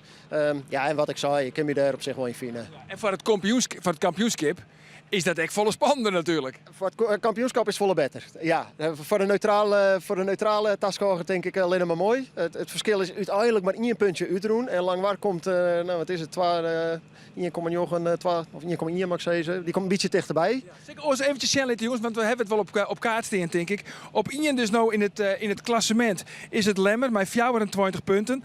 Grauw komt op 30,7 en Langwaard op 34,6. Ja, ik denk eerlijk zijn, ja, aan het begin van deze wedstrijd wie het verschil tussen de nummer 1 en de nummer 2 wie 4,7. Het is nou 6,7. Er is eigenlijk net zo vol verloren. We hebben een hele beetje zield, maar het is nog altijd lekker spannend. Ik denk dat we de voorbeschouwing van Joert gewoon copy-paste. Dan kom ik morgen een kwartier later. We kunnen gewoon hetzelfde zeggen. Ja. Ja, maar dat is nog altijd, het gaat tussen die beiden. En dan is het ja Langwaard. Zit op het vinkentouw. Ja, het kind zou wijzen dat Lemmer kampioen wordt zonder echt maar een wedstrijd te winnen. Wie is Langwaard? Ja, blied wezen mooi mijn tweede plak. Wie ze voor jouw wedstrijd winnen? Ja, nou ja, we zeiden het aan het begin. Het is een consistency sport. Je maakt het door 12 weken lang en je wint het net. Ja, je wint het net door de meeste overwinningen. Je verliest het met slechte resultaten. Dus als je die 12e plak voorkomen kunnen en dat wordt krijgen 8, dan is het Joert weer aan grauw. Ja, voor hetzelfde geld pakken ze hier nog een punten. Nu wordt het 4. Ja, doordat een paar keer en je staat bovenaan het eind van de week. Roelof, dit wie die eerste bijdrage in het scootjesprogramma van Omroep Friesland. Hoe voegt het op de dwan? Ja, ik vind het wel leuk. Ik vind het leuk om erover te praten. Ik vind het een leuke sport. Ik vind Friesland leuk, dus ja, ik wil die affiniteit met scootjes en Friesland. Dus ja, leuk om te doen. Ja, toch? En het is nog altijd hartstikke spannend. En vanzelfs ben wij er mooi weer. Dan beginnen we weer om 12:15 met het scootjesprogramma. Roelof is er en ik weer bij. Hè? Daar is de morgen ik weer bij als co-commentator en als analist. En dan beginnen we om 10 minuten uur 12 met de ene laatste wedstrijd van het SKS kampioenschap. Het sprookje van Harmen Brouwer is misschien nog lang net voorbij. Maar wordt hij kampioen? Of is het toch de Lemmer die er mij de winst uiteindelijk van trok gaat? We zullen het al hier volgen. Graag om het morgen. Dan weer vanuit de Lemmer hier op Isomar in de Lemsterbaai. Want dan, dag.